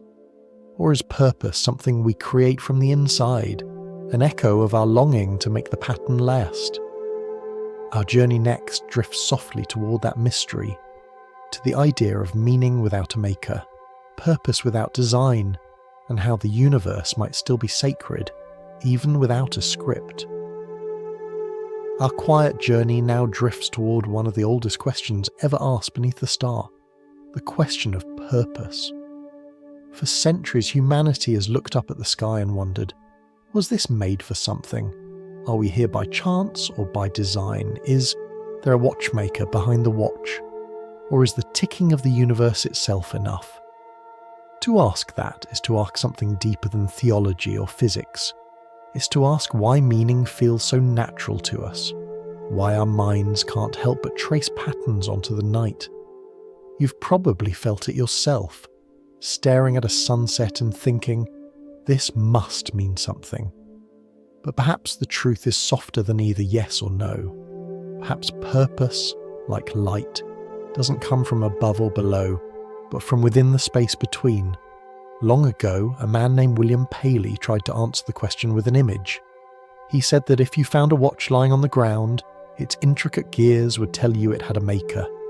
The universe, he argued, was the same, too orderly to exist without intention. It was a beautiful metaphor for its time, but over the centuries science gently reshaped it. We discovered that order can emerge naturally, that complexity can build itself. The watch, it turns out, can wind itself, not out of magic, but because the laws of physics favour patterns that persist. Evolution showed us how life can sculpt itself through trial and error.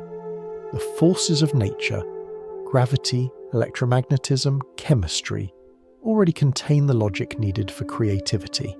Stars fuse atoms into heavier ones, planets cool into seas, cells divide, evolve, adapt.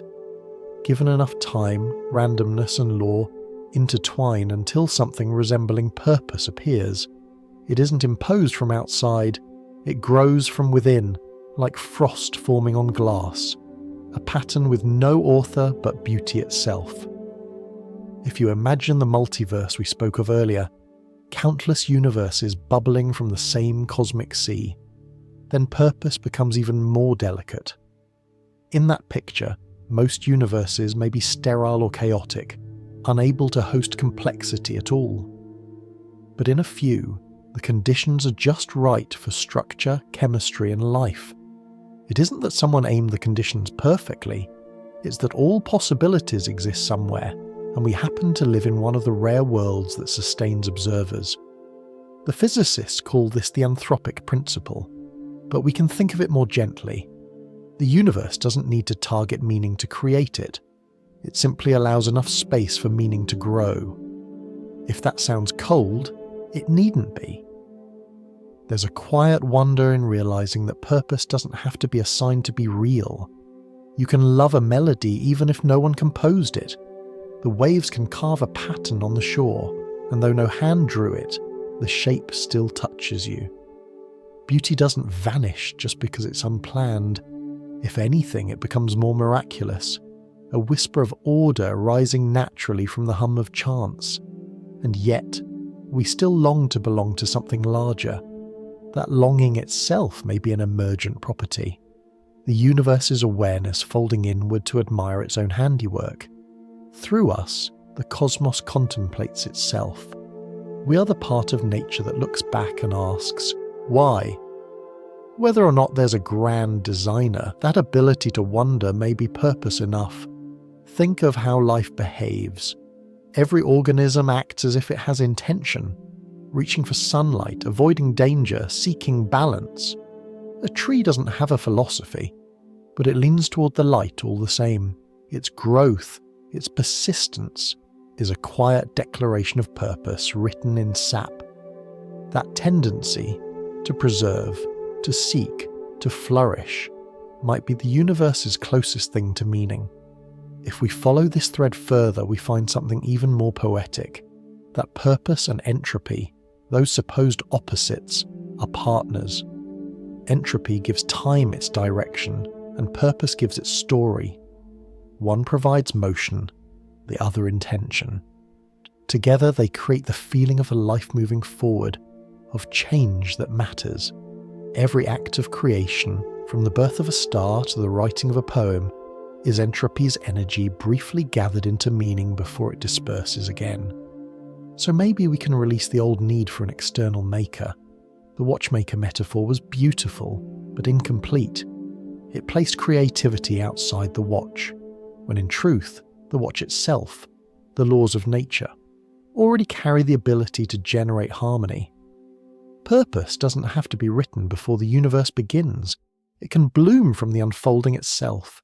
Think of a coral reef. No single creature builds it alone. Each generation adds its tiny fragment of limestone, and over millennia the reef rises, colourful, intricate, alive. Purpose here isn't an architect's plan, it's a collective persistence. In the same way, the meaning of existence might not be imposed by a godly hand, but accumulated by the steady work of being, by stars burning, rivers flowing, lives intertwining. That view doesn't make the world less sacred, it might make it more so. If purpose arises from within, then everything participates in it. Every atom, every breeze, every flicker of thought contributes to the grand improvisation. You don't need to be chosen to be significant. You only need to exist. The fact that you can listen, breathe, and wonder means the universe has already achieved something remarkable through you. Sean Carroll, a physicist who often wanders this intersection of science and philosophy, once said that meaning is something the universe allows, not something it demands. That permission, that freedom, may be the greatest gift of all. It means we can create our own constellations of significance, our own small, sacred geographies, without needing cosmic approval. The laws of nature do not dictate values, they simply make room for them. Purpose, then, is not handed down. It's built moment by moment, like a path made by walking. Each act of kindness, each discovery, each memory shared adds another stone to the trail. The universe provides the raw materials, energy, matter, time, and we provide direction. Together, we write the script as we go. If you've ever cared for someone or created something from nothing, a meal, a song, a memory, then you've participated in this quiet purpose. You've taken chaos and shaped it into connection. That is meaning in its purest form, not designed, but discovered. And perhaps, if there is a divine presence in all this, it isn't a distant architect winding a clock. It's something far closer, the spark of awareness that flickers whenever life organizes itself, whenever compassion bridges the gap between beings. This sacred may not be a person or a plan, but a process. The universe falling in love with its own possibility. From here, the story now turns inward again, from meaning to mind. For if the universe can grow patterns that think and feel, then maybe free will is one of its most surprising emergent songs. How can choice exist in a law-governed world? What does it mean for the cosmos to dream of itself through conscious decision? Our quiet path now begins to trace that question, gently and patiently, as we move toward the lucid mind that wonders at its own freedom. From here, the path leads gently inward, from stars and cells to the strange universe contained within your own skull. After all, the brain is not merely an observer of the cosmos, it's a miniature version of it. Every spark that travels along a neuron mirrors the same laws that guide the flow of starlight and the birth of galaxies.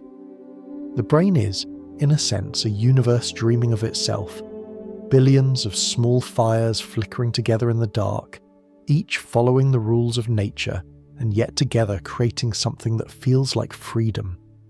Inside your head are roughly 86 billion neurons, each one whispering in electrical language.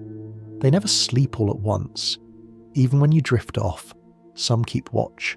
Every thought you've ever had, every memory, every idea, every word you're hearing now, is the product of those tiny pulses of charge.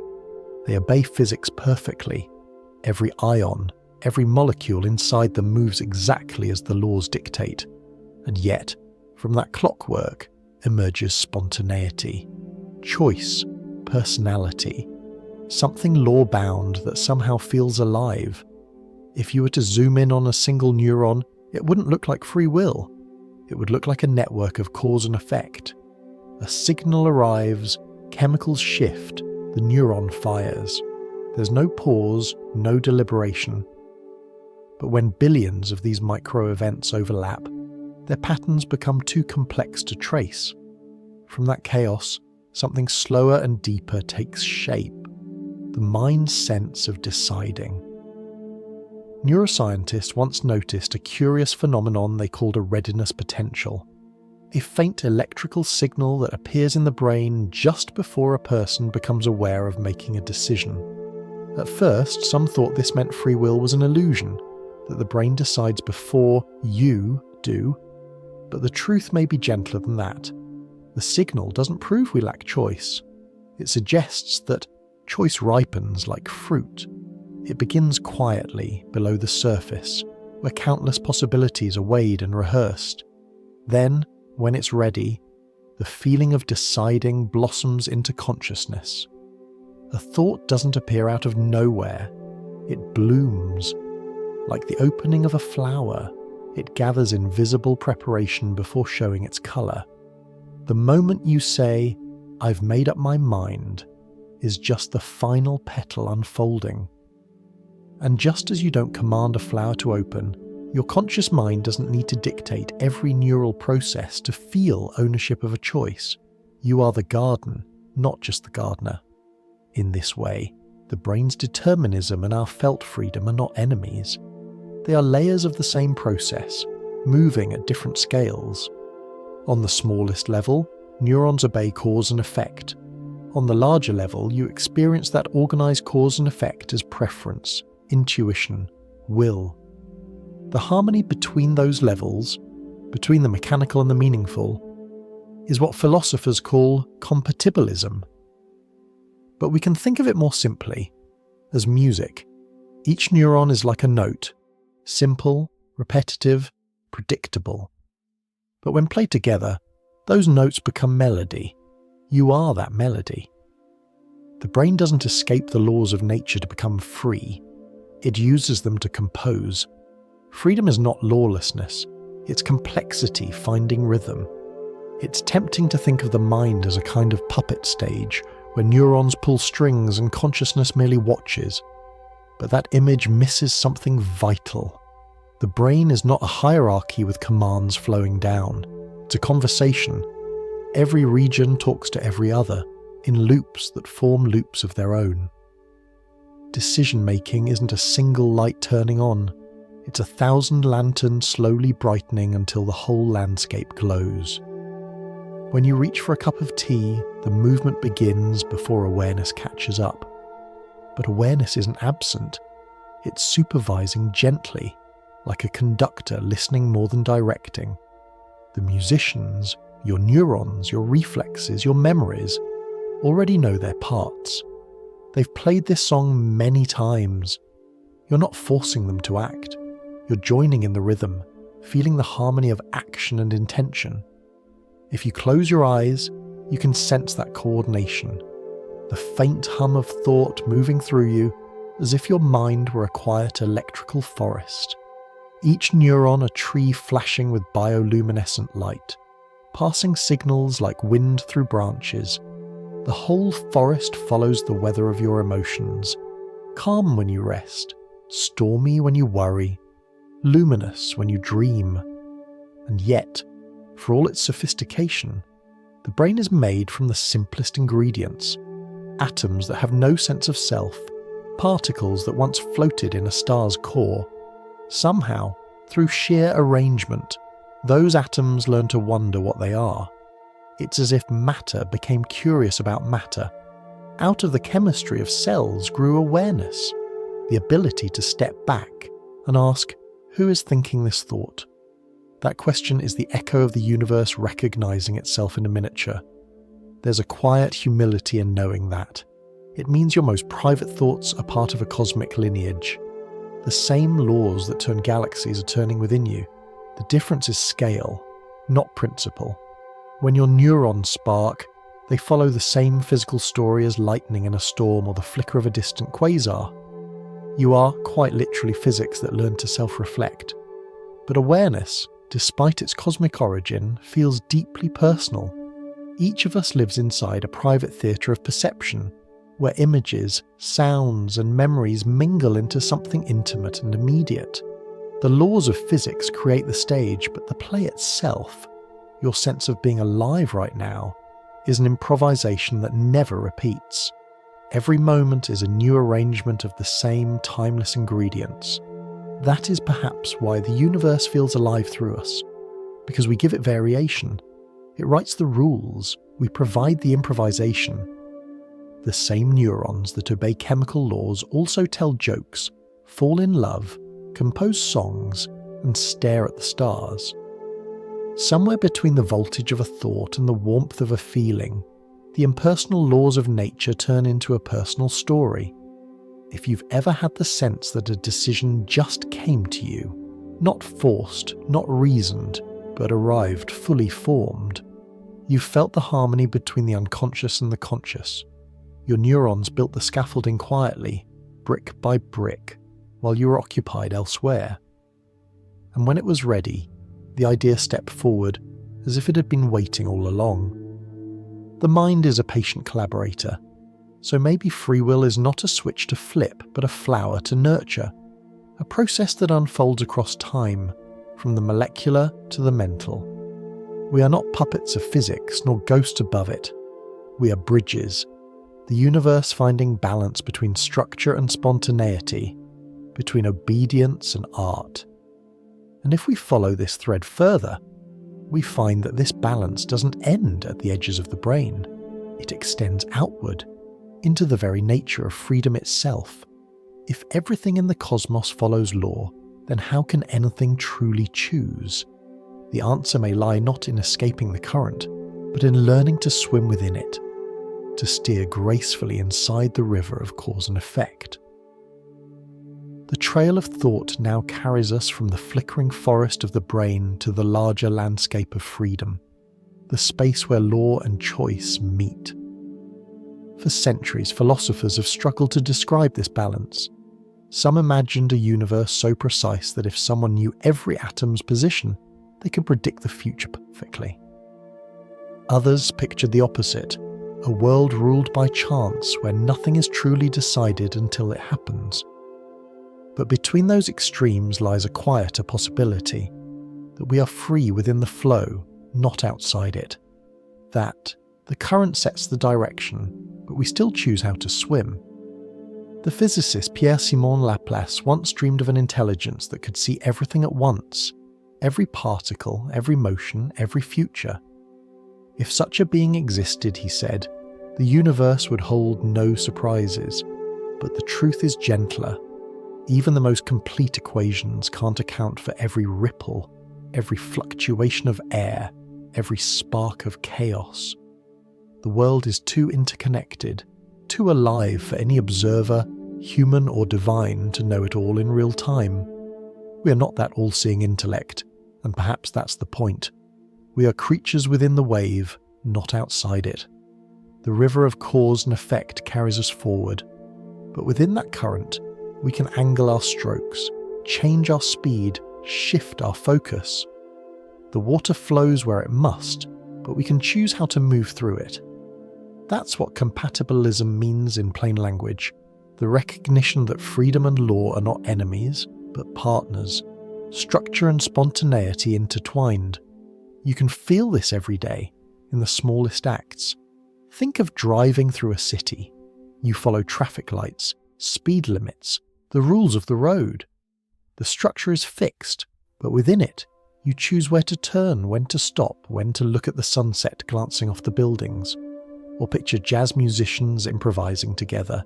The song has a tempo, a key, a shared rhythm. Within those boundaries, each player is free. Not free from the rules, but free because of them. The structure gives the music its shape. The improvisation gives it its soul. Our lives follow the same principle. The laws of physics are the rhythm section. We provide the phrasing. The melody of your choices doesn't break the rules. It arises from them. Like a bird gliding on the wind, you don't create the air, but you learn to use it. You ride its invisible currents, turning physics into grace. When philosophers talk about determinism, they often forget how layered reality is. The microscopic world may be predictable in principle, but the macroscopic world, the world of people, thoughts, and choices, operates on different scales of meaning. A single neuron obeys physics, yes, but the pattern of billions creates psychology, language, morality. Each level has its own vocabulary, its own rhythm. You don't describe a storm by listing every molecule of air. You describe the wind. In the same way, we describe minds not by their atoms, but by their agency. This is what it means to say that freedom emerges. It doesn't contradict the laws beneath it. It adds a new layer of description. Just as the laws of chemistry give rise to biology, and biology gives rise to thought, the laws of motion give rise to the possibility of decision. The universe composes through complexity. At a certain point, predictability gives way to preference, and preference becomes personality. If you've ever watched a child learning to walk, you can see this transition unfold. At first, every step is mechanical, wobbling, uncertain, dictated by gravity and muscle reflexes. Then something clicks. The motion becomes rhythmic, purposeful. The child isn't breaking the law of gravity, they're learning to cooperate with it. Freedom, at its root, is cooperation with necessity. It's the art of moving gracefully within constraints. In that sense, free will isn't something we possess like a tool. It's something we practice, moment by moment, decision by decision. You can't step outside the laws of nature, but you can learn to compose with them. A pianist doesn't control the strings directly, she guides the hammers.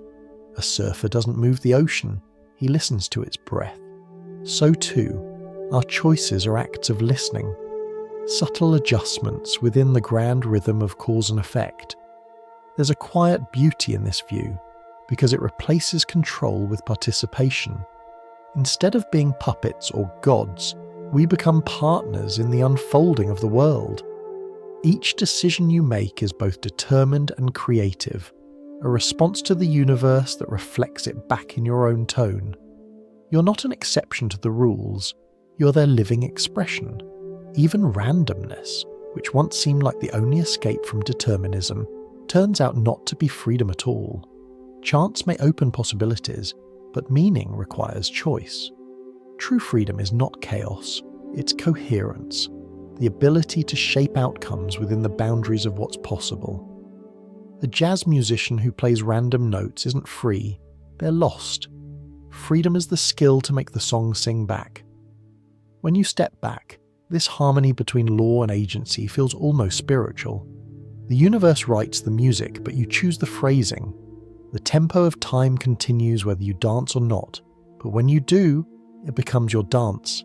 Every action, every decision, is a conversation between the predictable and the personal.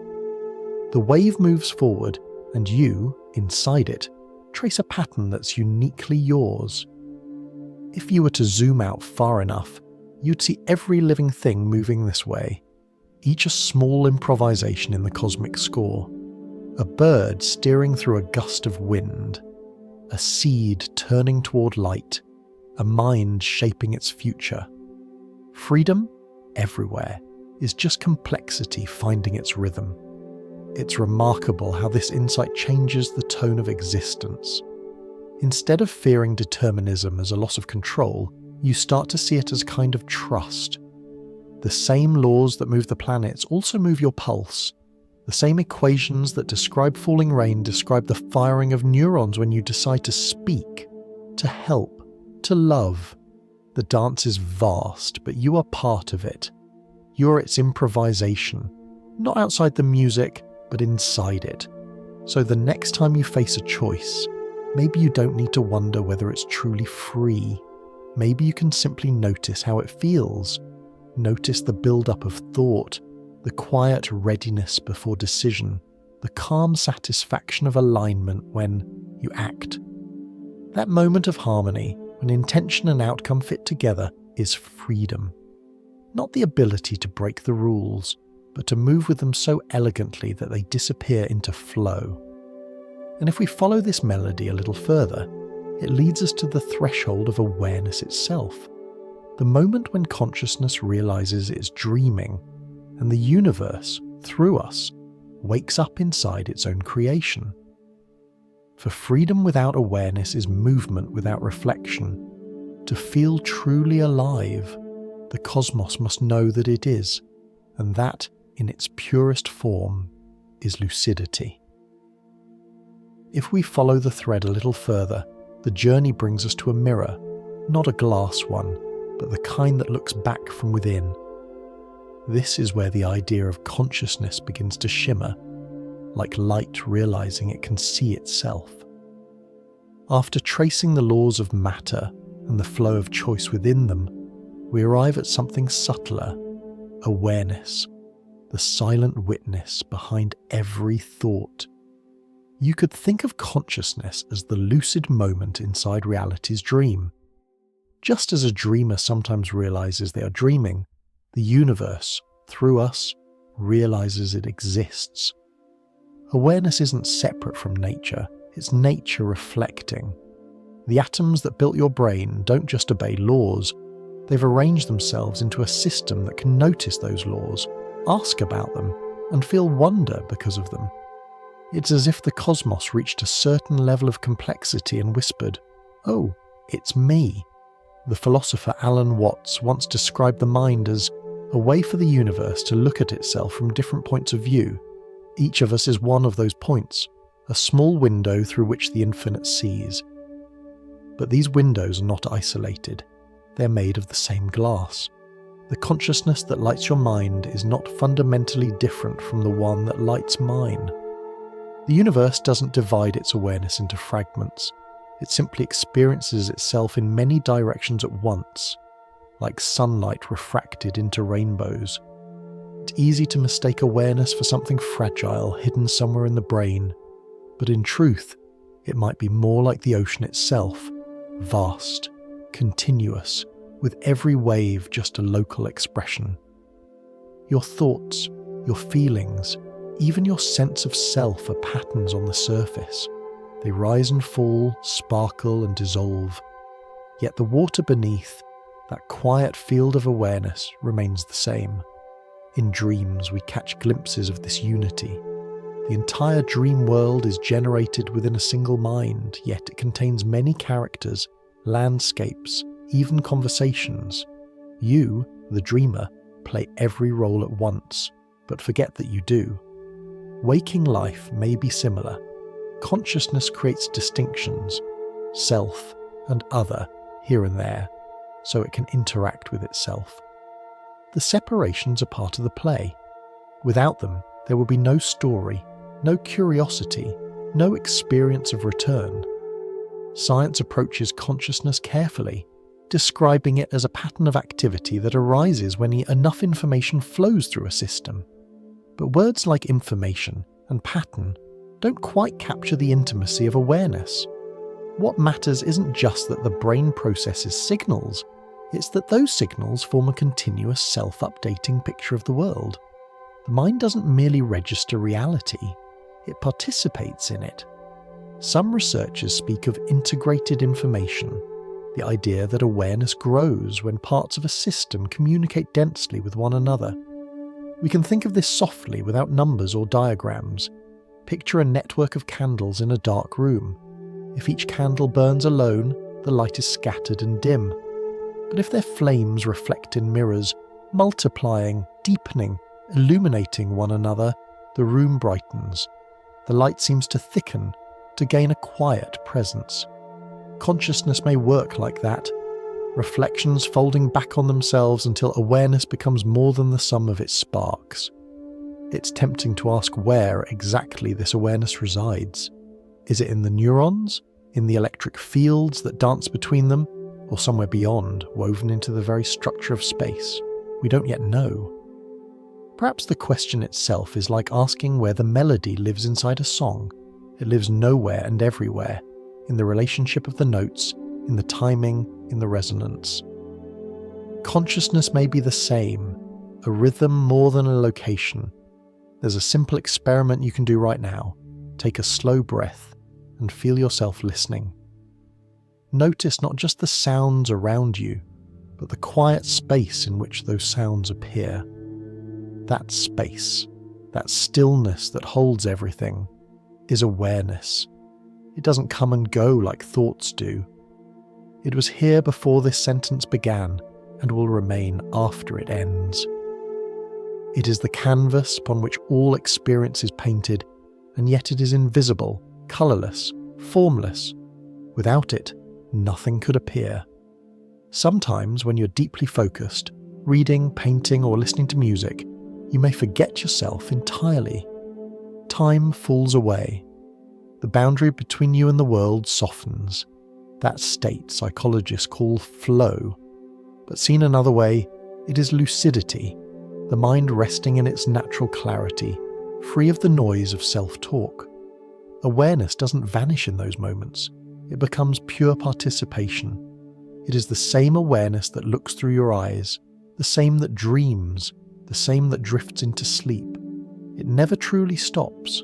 It only changes its tone. This is where science meets poetry. Physics can describe how matter behaves, but not why it should feel like anything from the inside. That inner glow, the presence that says I am, has no formula. It's both the simplest thing and the greatest mystery. Consciousness is the universe's most private phenomenon, and yet it is the only thing we know for certain exists. You can doubt the world, the theories, even your memories, but you can't doubt that you are aware. Awareness is self-evident. And here's the gentle paradox. Even if one day we could predict every brain state, every flicker of thought, it wouldn't erase the feeling of being. Prediction doesn't dissolve presence. A map of your mind is not your mind, just as a melody written on paper is not the sound of a violin. The more precisely we describe the mechanisms of consciousness, the more miraculous the experience itself seems. The pattern becomes exquisite precisely because it's lawful, a masterpiece painted by physics in the colours of perception. In this light, consciousness is not a glitch in the universe's machinery. It's its awakening. Through awareness, the universe gains texture. The cold becomes warmth, motion becomes meaning, and energy becomes emotion. The laws of physics didn't need to change for compassion to arise. They only needed to organise themselves into a nervous system capable of feeling. The universe didn't add magic, it added reflection. Perhaps that's why awareness feels both intimate and infinite. When you close your eyes, the sense of self shrinks, but the space of awareness expands. You can feel the entire world humming behind your eyelids, memories, sensations, the echo of light. In those moments, you are both the observer and the observed. You are the dreamer and the dream. So when you next find yourself lost in thought, you might try turning attention inward, not to analyze, but to listen. Beneath the chatter, beneath the flow of time, there's a quiet lucidity, the simple fact of being. It has no name, no boundary, no owner. It is the same awareness that flickered in the first spark of life, that watches the stars burn and cool. Through you, it notices itself once more. The path now carries us gently toward the heart of this mystery, to the question of what holds awareness together. How can something as diffuse as consciousness stay whole? What keeps the spark from scattering? The answer may lie in the simplest metaphor of all: light watching itself in a mirror, reflections deepening without end. If we follow the thread a little further, consciousness begins to reveal its quiet architecture. You might imagine awareness as a single beam of light, steady, unbroken, glowing at the center of everything you perceive. But when you look closely, you realize that light never shines only outward. It reflects, bounces, folds back on itself. The act of seeing also creates the sense of being seen. This is the paradox at the heart of awareness, the light that watches itself. Inside the brain, awareness is not housed in one spot or stored in one structure. It's a network, a living conversation between billions of cells. Each neuron fires, receives, and sends, like a candle passing its flame along an endless row of mirrors. The brightness of consciousness comes from that web of reflections. The mind stays lit not because any single point burns brightly, but because the light keeps circulating. The moment it stops, awareness fades. Scientists sometimes describe this as integration, when information flows in all directions at once.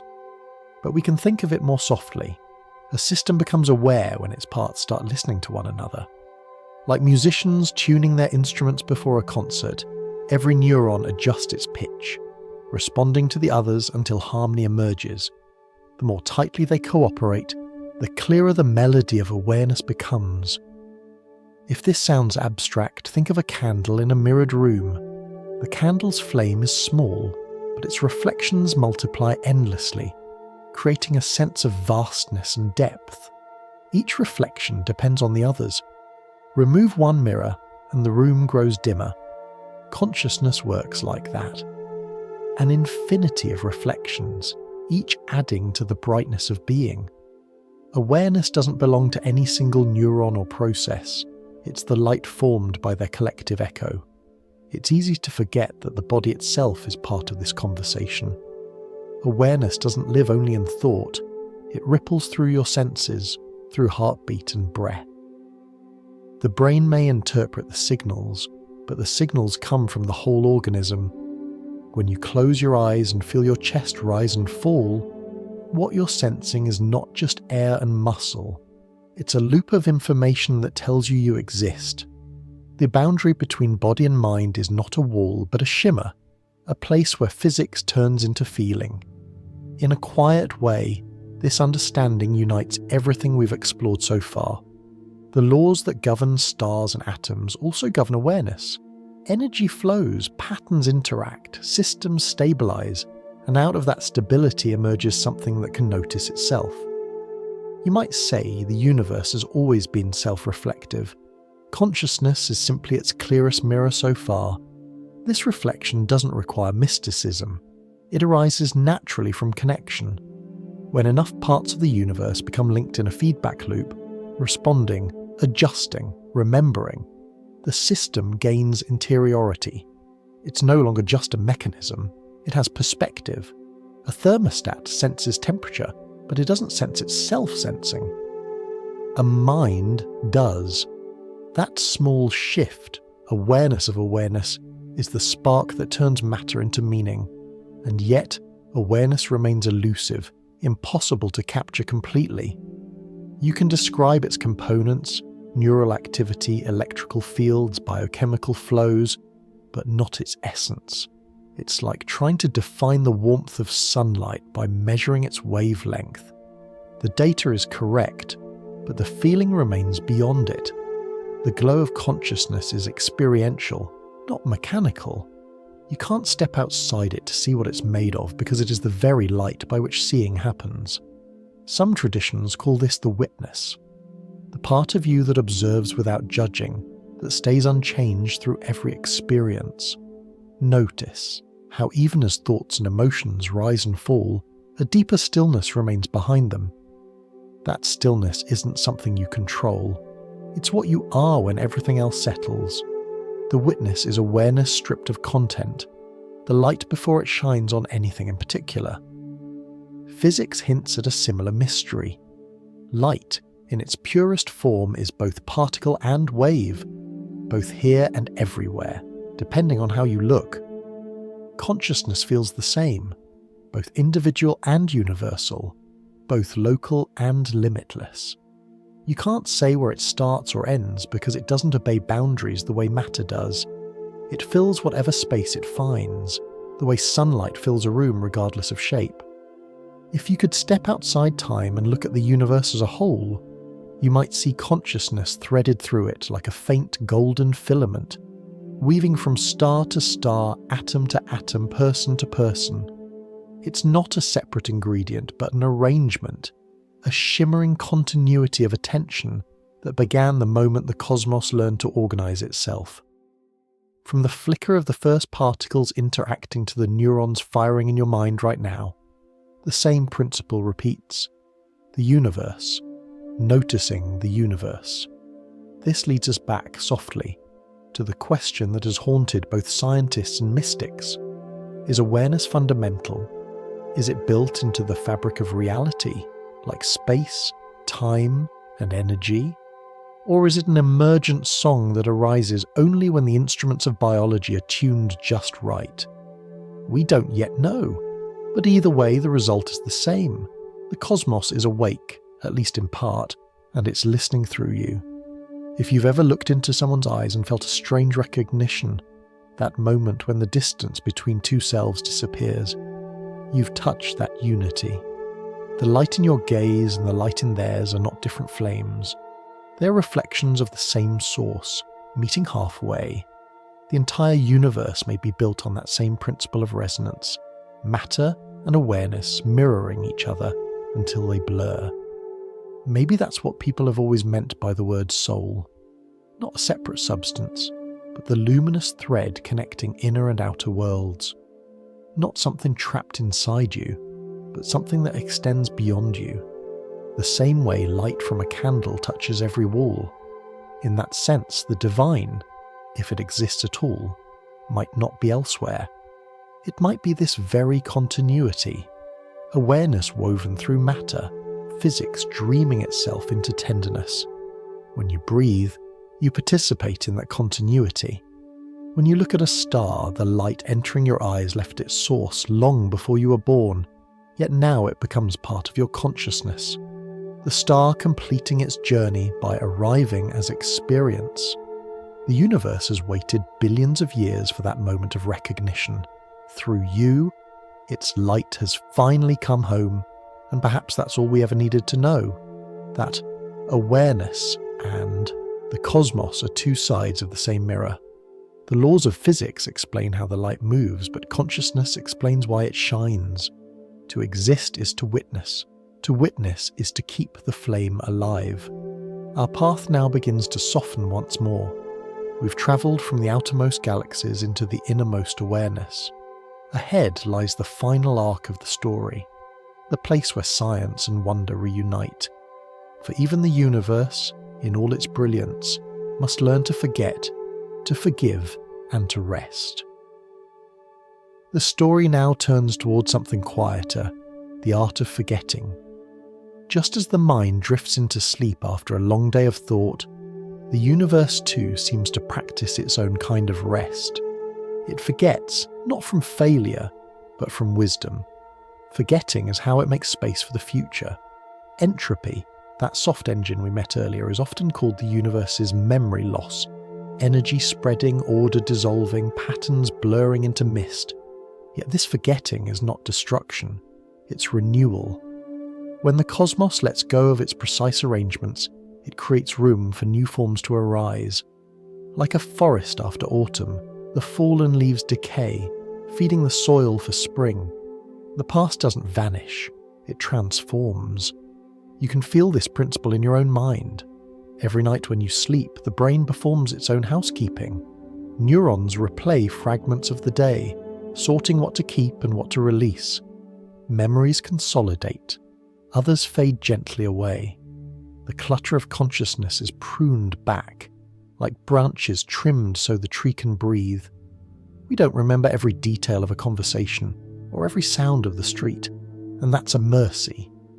Forgetting is what allows meaning to stay vivid. If you remembered every moment perfectly, life would become unbearable, an endless flood of data with no silence between the notes. The beauty of music lies in its pauses, and the beauty of consciousness lies in its amnesia. The universe works the same way. Its expansion, its diffusion, its gentle drift toward disorder, all of it is the great pause between cosmic notes. In physics, entropy is sometimes linked to information. The idea that as systems evolve, they lose track of their original details. A drop of ink spreads in water, and though every molecule obeys the rules, the pattern becomes too tangled to recover. The information isn't truly gone, it's just woven so finely into the background that no observer could ever gather it again. The universe forgets not by erasing, but by scattering. The pattern becomes song instead of text. Even black holes, those most mysterious of cosmic objects, follow this rule. For a long time, scientists thought that anything falling into a black hole was lost forever, its information crushed beyond recovery. But then, a quiet correction emerged. Stephen Hawking and others showed that black holes, though dark, still glow faintly at their edges. That faint shimmer, known as Hawking radiation, carries traces of what once fell inside. The information isn't destroyed, it's whispered back into space like an echo from the end of time. It's a haunting image. Even in the deepest darkness, the universe remembers enough to keep the story alive. Every photon that escapes carries a fragment of history. Somewhere, in the faint hum of cosmic background light, there are echoes of everything that ever was. When you look at the night sky, the starlight that reaches you is ancient, often older than humanity itself, and yet it arrives, faithfully, carrying memories of collisions, births, and deaths written in light. That glow is the cosmos remembering, but the darkness between the stars, that too is part of the story. It's the pause between breaths, the forgetting that allows the next act to begin. In the same way, your own forgetting is not a flaw but a rhythm. The neurons that erase old pathways are the same ones that make room for learning. Every moment of forgetfulness is an opening, an invitation for new patterns to take root. Without that ebb and flow, the mind would stagnate, clinging to every detail until meaning itself grew brittle. Forgetting is how thought remains alive.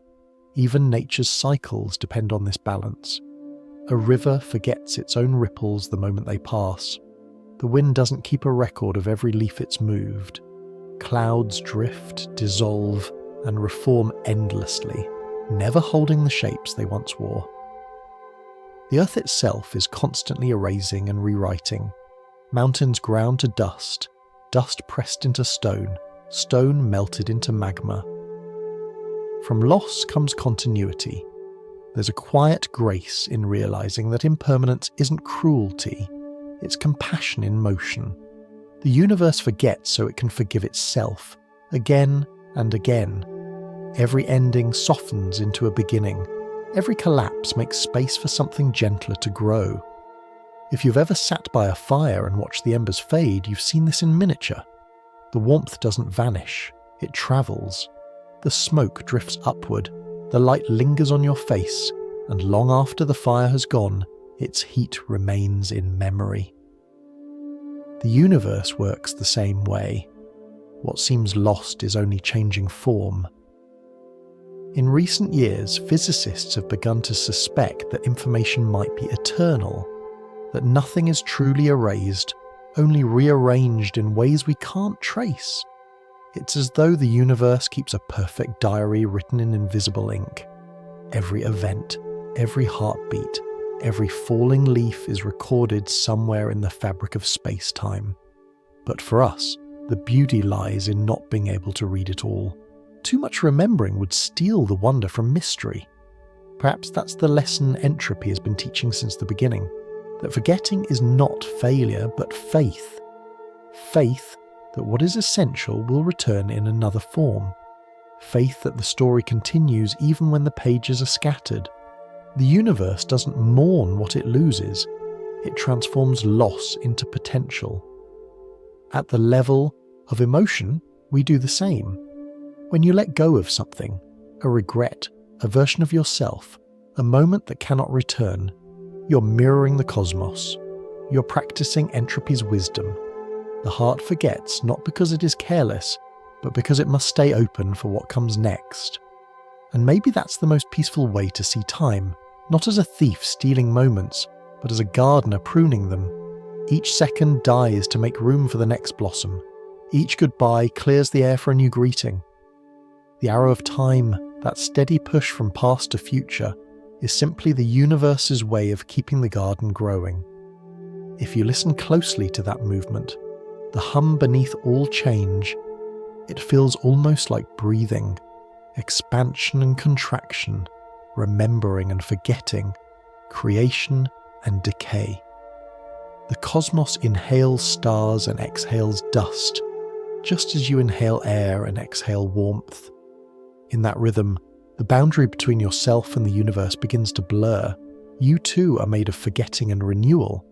So as you drift through time, it might help to see forgetting not as something being taken from you, but as something being given, a gift of lightness, of space, of possibility. The cosmos forgets to make room for what's next, and so do you. In the next step of our quiet journey, we'll return to that cosmic conversation, to the committee of laws and randomness that together compose this grand improvisation. For even the forces that seem indifferent, gravity, chance, entropy, are participants in a delicate collaboration. The universe, it turns out, is not ruled by a single voice, but by a chorus. Our quiet path now returns to the cosmic stage, to the elegant council that governs everything, from the swirl of galaxies to the rhythm of your pulse. It is not a monarchy ruled by a single power, but a committee, a gathering of forces and principles, each with its own voice, each contributing to the song of existence. Gravity, electromagnetism, the nuclear forces, the gentle whisper of chance, all working together in patient collaboration. You can imagine them seated at a long table of starlight, their conversation stretching across time. Gravity speaks first, slow, deliberate, ancient. It keeps the universe grounded, pulling dust into stars, stars into galaxies, galaxies into clusters. It doesn't rush, it persuades. Then comes electromagnetism, quicker, more playful, weaving light, colour and chemistry. It dances between atoms, makes your eyes see and your nerves spark. The nuclear forces join too, their domain smaller but intense, binding protons, releasing the energy that fuels every sun. And at the far end sits probability, smiling faintly, rolling its invisible dice, ensuring that no two outcomes are ever quite the same. Together these laws form the committee of creation. They are not rivals but collaborators, each one shaping the other's possibilities. Gravity builds the stage, electromagnetism paints it, nuclear forces ignite the lamps, and randomness improvises the script. Without any one of them, the play would fall silent. Yet none of them acts alone. Their harmony is what gives the universe its tone. We often imagine laws of nature as cold or rigid, like rules carved in stone. But perhaps they are better understood as agreements, as compromises among tendencies. When you look at a snowflake, you see geometry and chance holding hands, the precise angles of physics softened by the whimsy of temperature and wind. The result is something structured yet unique. The universe, it seems, has always preferred conversation to command. Even the equations that describe these laws are not tyrants but translators. They turn the silent language of nature into something we can glimpse. Einstein's relativity didn't invent gravity. It merely rephrased its poetry, showing that space and time bend like a slow waltz around mass. Quantum theory didn't create uncertainty. It revealed the shimmering detail beneath certainty's surface. Each new discovery is like overhearing another part of the committee's dialogue, a clearer sense of how the voices intertwine. And somewhere within that dialogue sits an unexpected guest, you. The atoms of your body are old participants in this cosmic council. Long before you existed, they were shaped by gravity's patience and chance's creativity. When you breathe, the oxygen in your lungs speaks the language of electromagnetism. When you think, your neurons pulse with the electrical rhythm. The very chemistry of your thoughts is a collaboration between the forces of physics. You're not a bystander to the committee. You are one of its outcomes, perhaps even one of its translators. It's humbling and also comforting to see the universe this way. Instead of a cold mechanism ticking through time, it becomes a symphony of cooperation. Randomness doesn't ruin order, it enriches it. Determinism doesn't erase creativity, it frames it. The world is not built from conflict, but from compromise, the endless balancing act that keeps existence alive. Consider the process of star formation. Gravity pulls hydrogen together until the pressure becomes unbearable. Then the nuclear force responds, igniting fusion and pushing outward. The two forces reach a truce, collapse balance by expansion, and a star is born. Every sunrise you've ever seen is the visible signature of that ancient agreement. Even at the smallest scales, the same negotiation continues. In every atom, electrons hover in clouds of probability, drawn and repelled, guided by a balance between attraction and freedom. The structure of matter itself is a peace treaty between opposing tendencies, and through that treaty, chemistry, biology, and consciousness all become possible. It might be tempting to ask which of these laws is most important, but that would be like asking which instrument in an orchestra matters most. Each plays its part in context. The beauty comes from their harmony. The universe doesn't have a hierarchy, it has a rhythm, and the most mysterious member of this committee might be chance itself, the quiet artist who paints variety into the pattern.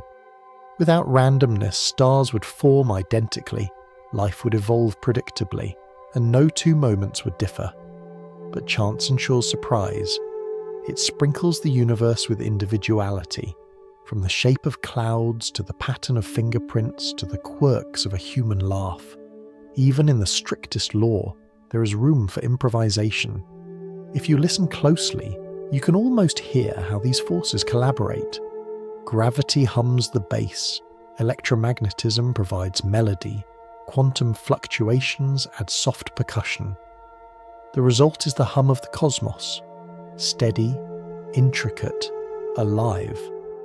The laws don't need supervision, because the music conducts itself.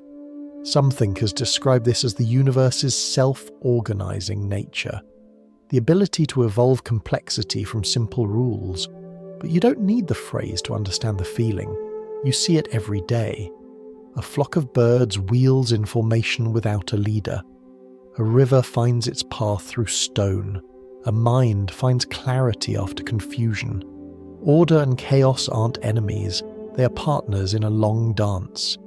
If you could translate the committee's discussion into words, it might sound like this. Let there be stability, says gravity. Let there be motion, answers electromagnetism. Let there be transformation, hums the nuclear force. And let there be surprise, whispers chance. Together they agree, let there be balance. And through that balance comes everything, from galaxies to dreams. This perspective changes how we see our own role. When you make a decision, when you create something, when you love or forgive, you are continuing that cosmic collaboration. Your mind's chemistry, your emotions, your imagination, all are extensions of the same committee's conversation. You are physics dreaming in human form, and perhaps that's where meaning arises, not despite the absence of design, but because of participation. The universe doesn't hand us a purpose from above, it invites us to join the dialogue. To live, to think, to create, is to contribute another voice to the music of existence. If you've ever written a poem, built something with your hands, or comforted another person, you've done what the cosmos has always done. Turned chaos into coherence, and coherence into warmth. You've echoed the logic of the stars, and maybe, when all the voices of the universe finally rest, what will remain is not silence, but harmony. A hum so complete that every note dissolves into the next. The committee will have finished its meeting, its work done, its song sung. But until then, it continues, through every heartbeat, every photon, every breath of wind that brushes your skin. The conversation is eternal, and you are already part of it. As our journey drifts onward, we begin to feel the emotional weight of that belonging. Knowledge gives way to humility, the awareness that we can understand so much, yet control so little.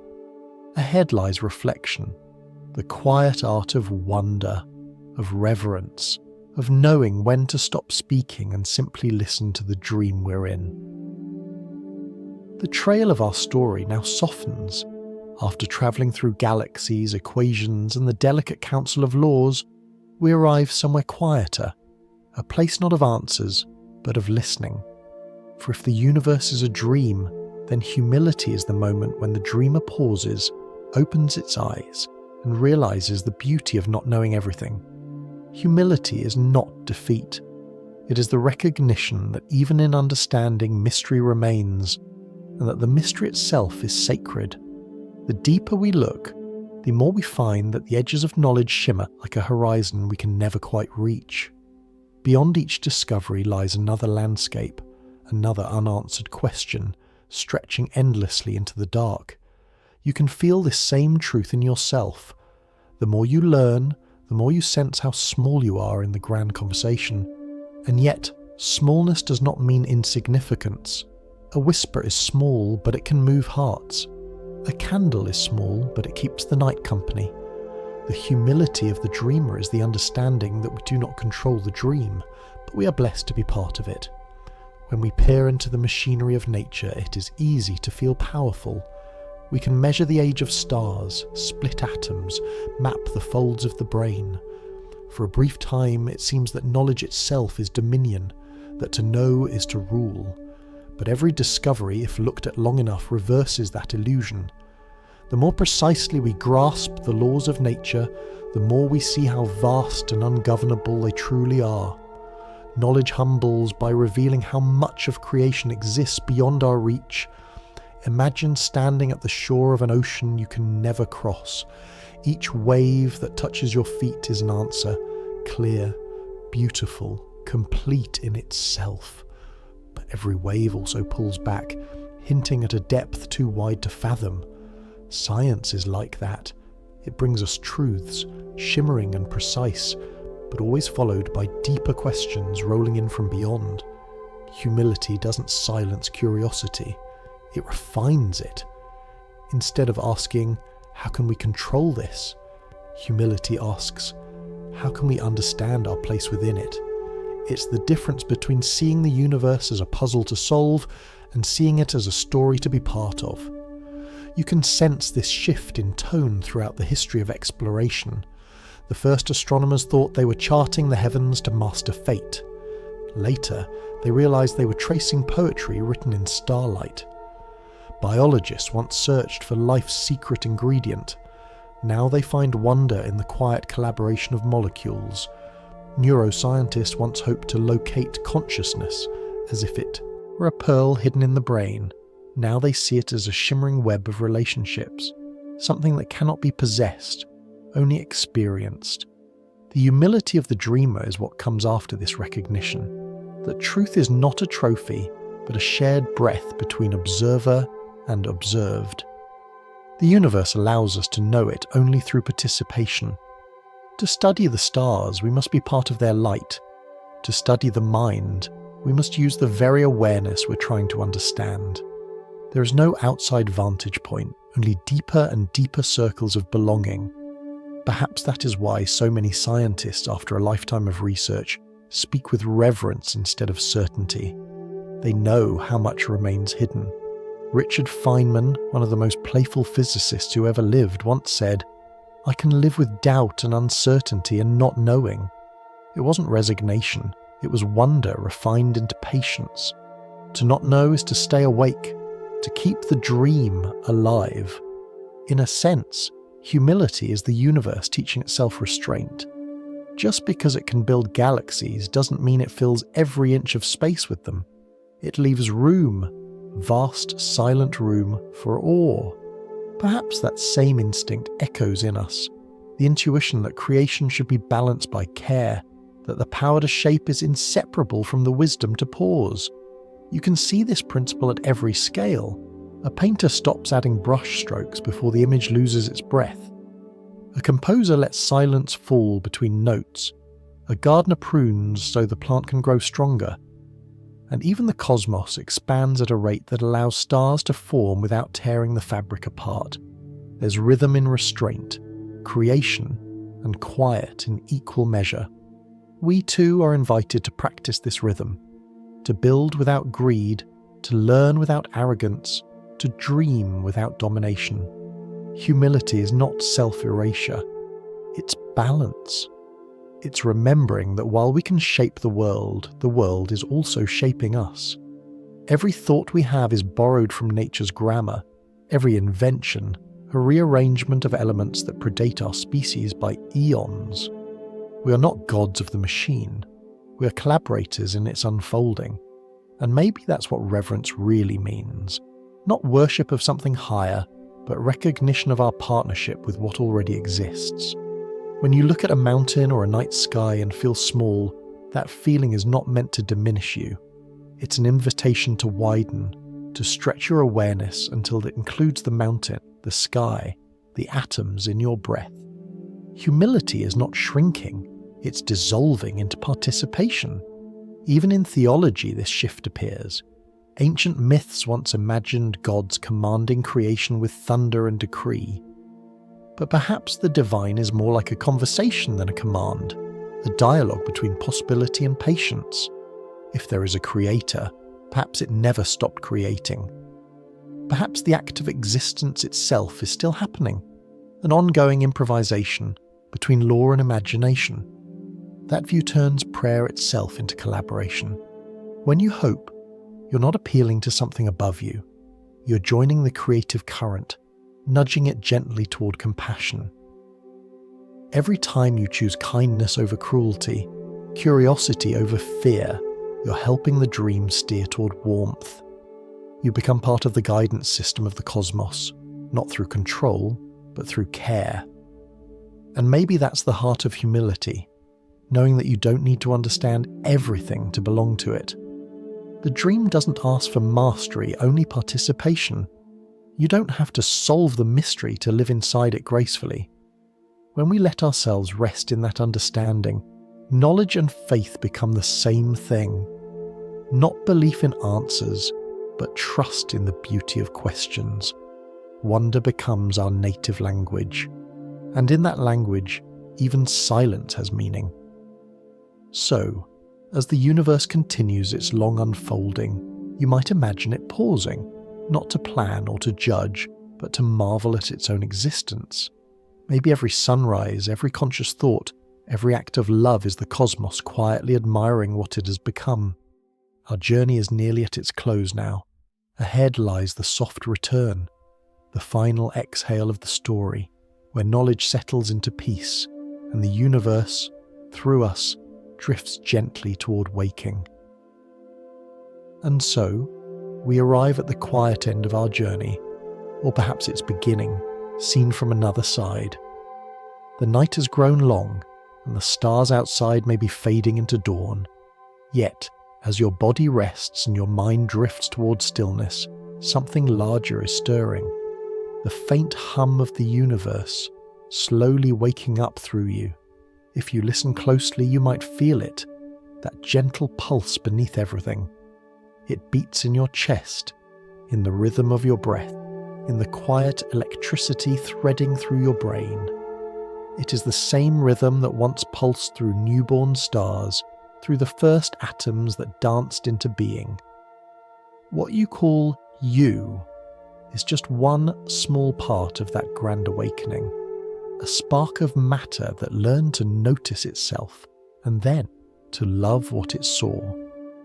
The journey we've taken tonight, from the laws of physics to the depths of awareness, is really the story of a single unfolding. The universe began in simplicity, a smooth mist of potential. Over billions of years it folded, cooled and differentiated, like a long exhale turning into words. Out of that breath came galaxies, planets, oceans, cells, thoughts, and eventually curiosity, the quiet urge to look back and ask, what is all this? In that moment of questioning, the cosmos woke up. Not all at once, not everywhere, but gradually, like morning light spreading across a valley. Each conscious being is a sunrise on the landscape of existence. Through eyes and minds and hearts, the universe sees itself, thinks itself, and wonders what it might become. If you've ever watched the sky before dawn, you know that light doesn't break suddenly. It seeps in, soft and blue, brushing against the horizon as though unsure of its welcome. Consciousness is like that, a slow illumination. The universe didn't go from silence to song in an instant. It hummed softly first, in chemical reactions, in single cells sensing warmth, in creatures learning to feel. Awareness deepened by degrees until one day it began to dream stories, build telescopes and record symphonies. And yet, even as awareness grew, the laws of nature never changed. They didn't need to. The same gravity that shaped galaxies also shapes your heartbeat. The same thermodynamics that warmed stars warmed your skin. The physics that move planets are the same that move your thoughts. You're not outside the universe. You're its continuation, its voice, its echo.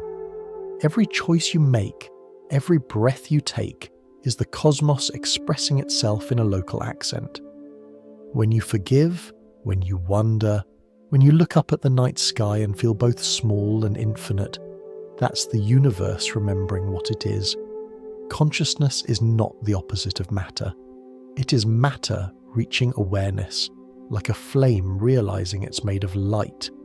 For all our searching for God, for purpose, for meaning, perhaps this is what we were meant to find, that the sacred is not beyond the stars but within them, that the divine, if it exists, is not a being apart from creation, but the awareness that ripples through it. Each atom, each wave, each life participates in that unfolding divinity. The universe doesn't bow to something higher, it bows inward in quiet recognition of itself. Think of everything you've experienced as a conversation between the outer and inner worlds. The cosmos speaks in energy. You answer in attention. Light travels for billions of years just to reach your eyes. You, in turn, translate that light into meaning. A star becomes a memory. A photon becomes poetry. You complete the journey it began. Perhaps this is the universe's final trick. Not just to exist, but to appreciate its own existence. To feel awe, love, sadness, laughter. To transform raw energy into emotion. Through you, physics gains tenderness. Through awareness, gravity learns grace. Entropy itself, once feared as destruction, becomes a lullaby, a soft dispersal of warmth back into the fabric of everything. Maybe that's what waking up truly means, realizing that the story was never about separation. Every atom of your body once belonged to stars. Every heartbeat borrows its rhythm from cosmic cycles older than time. You're not a spectator of creation. You're its unfolding paragraph. And though the sentence may end one day, its meaning ripples outward forever. If you step outside tonight, or even just close your eyes, imagine this. The same matter that formed the first galaxies is now breathing through you. The same quantum tremors that flickered at the dawn of time are still vibrating in your fingertips.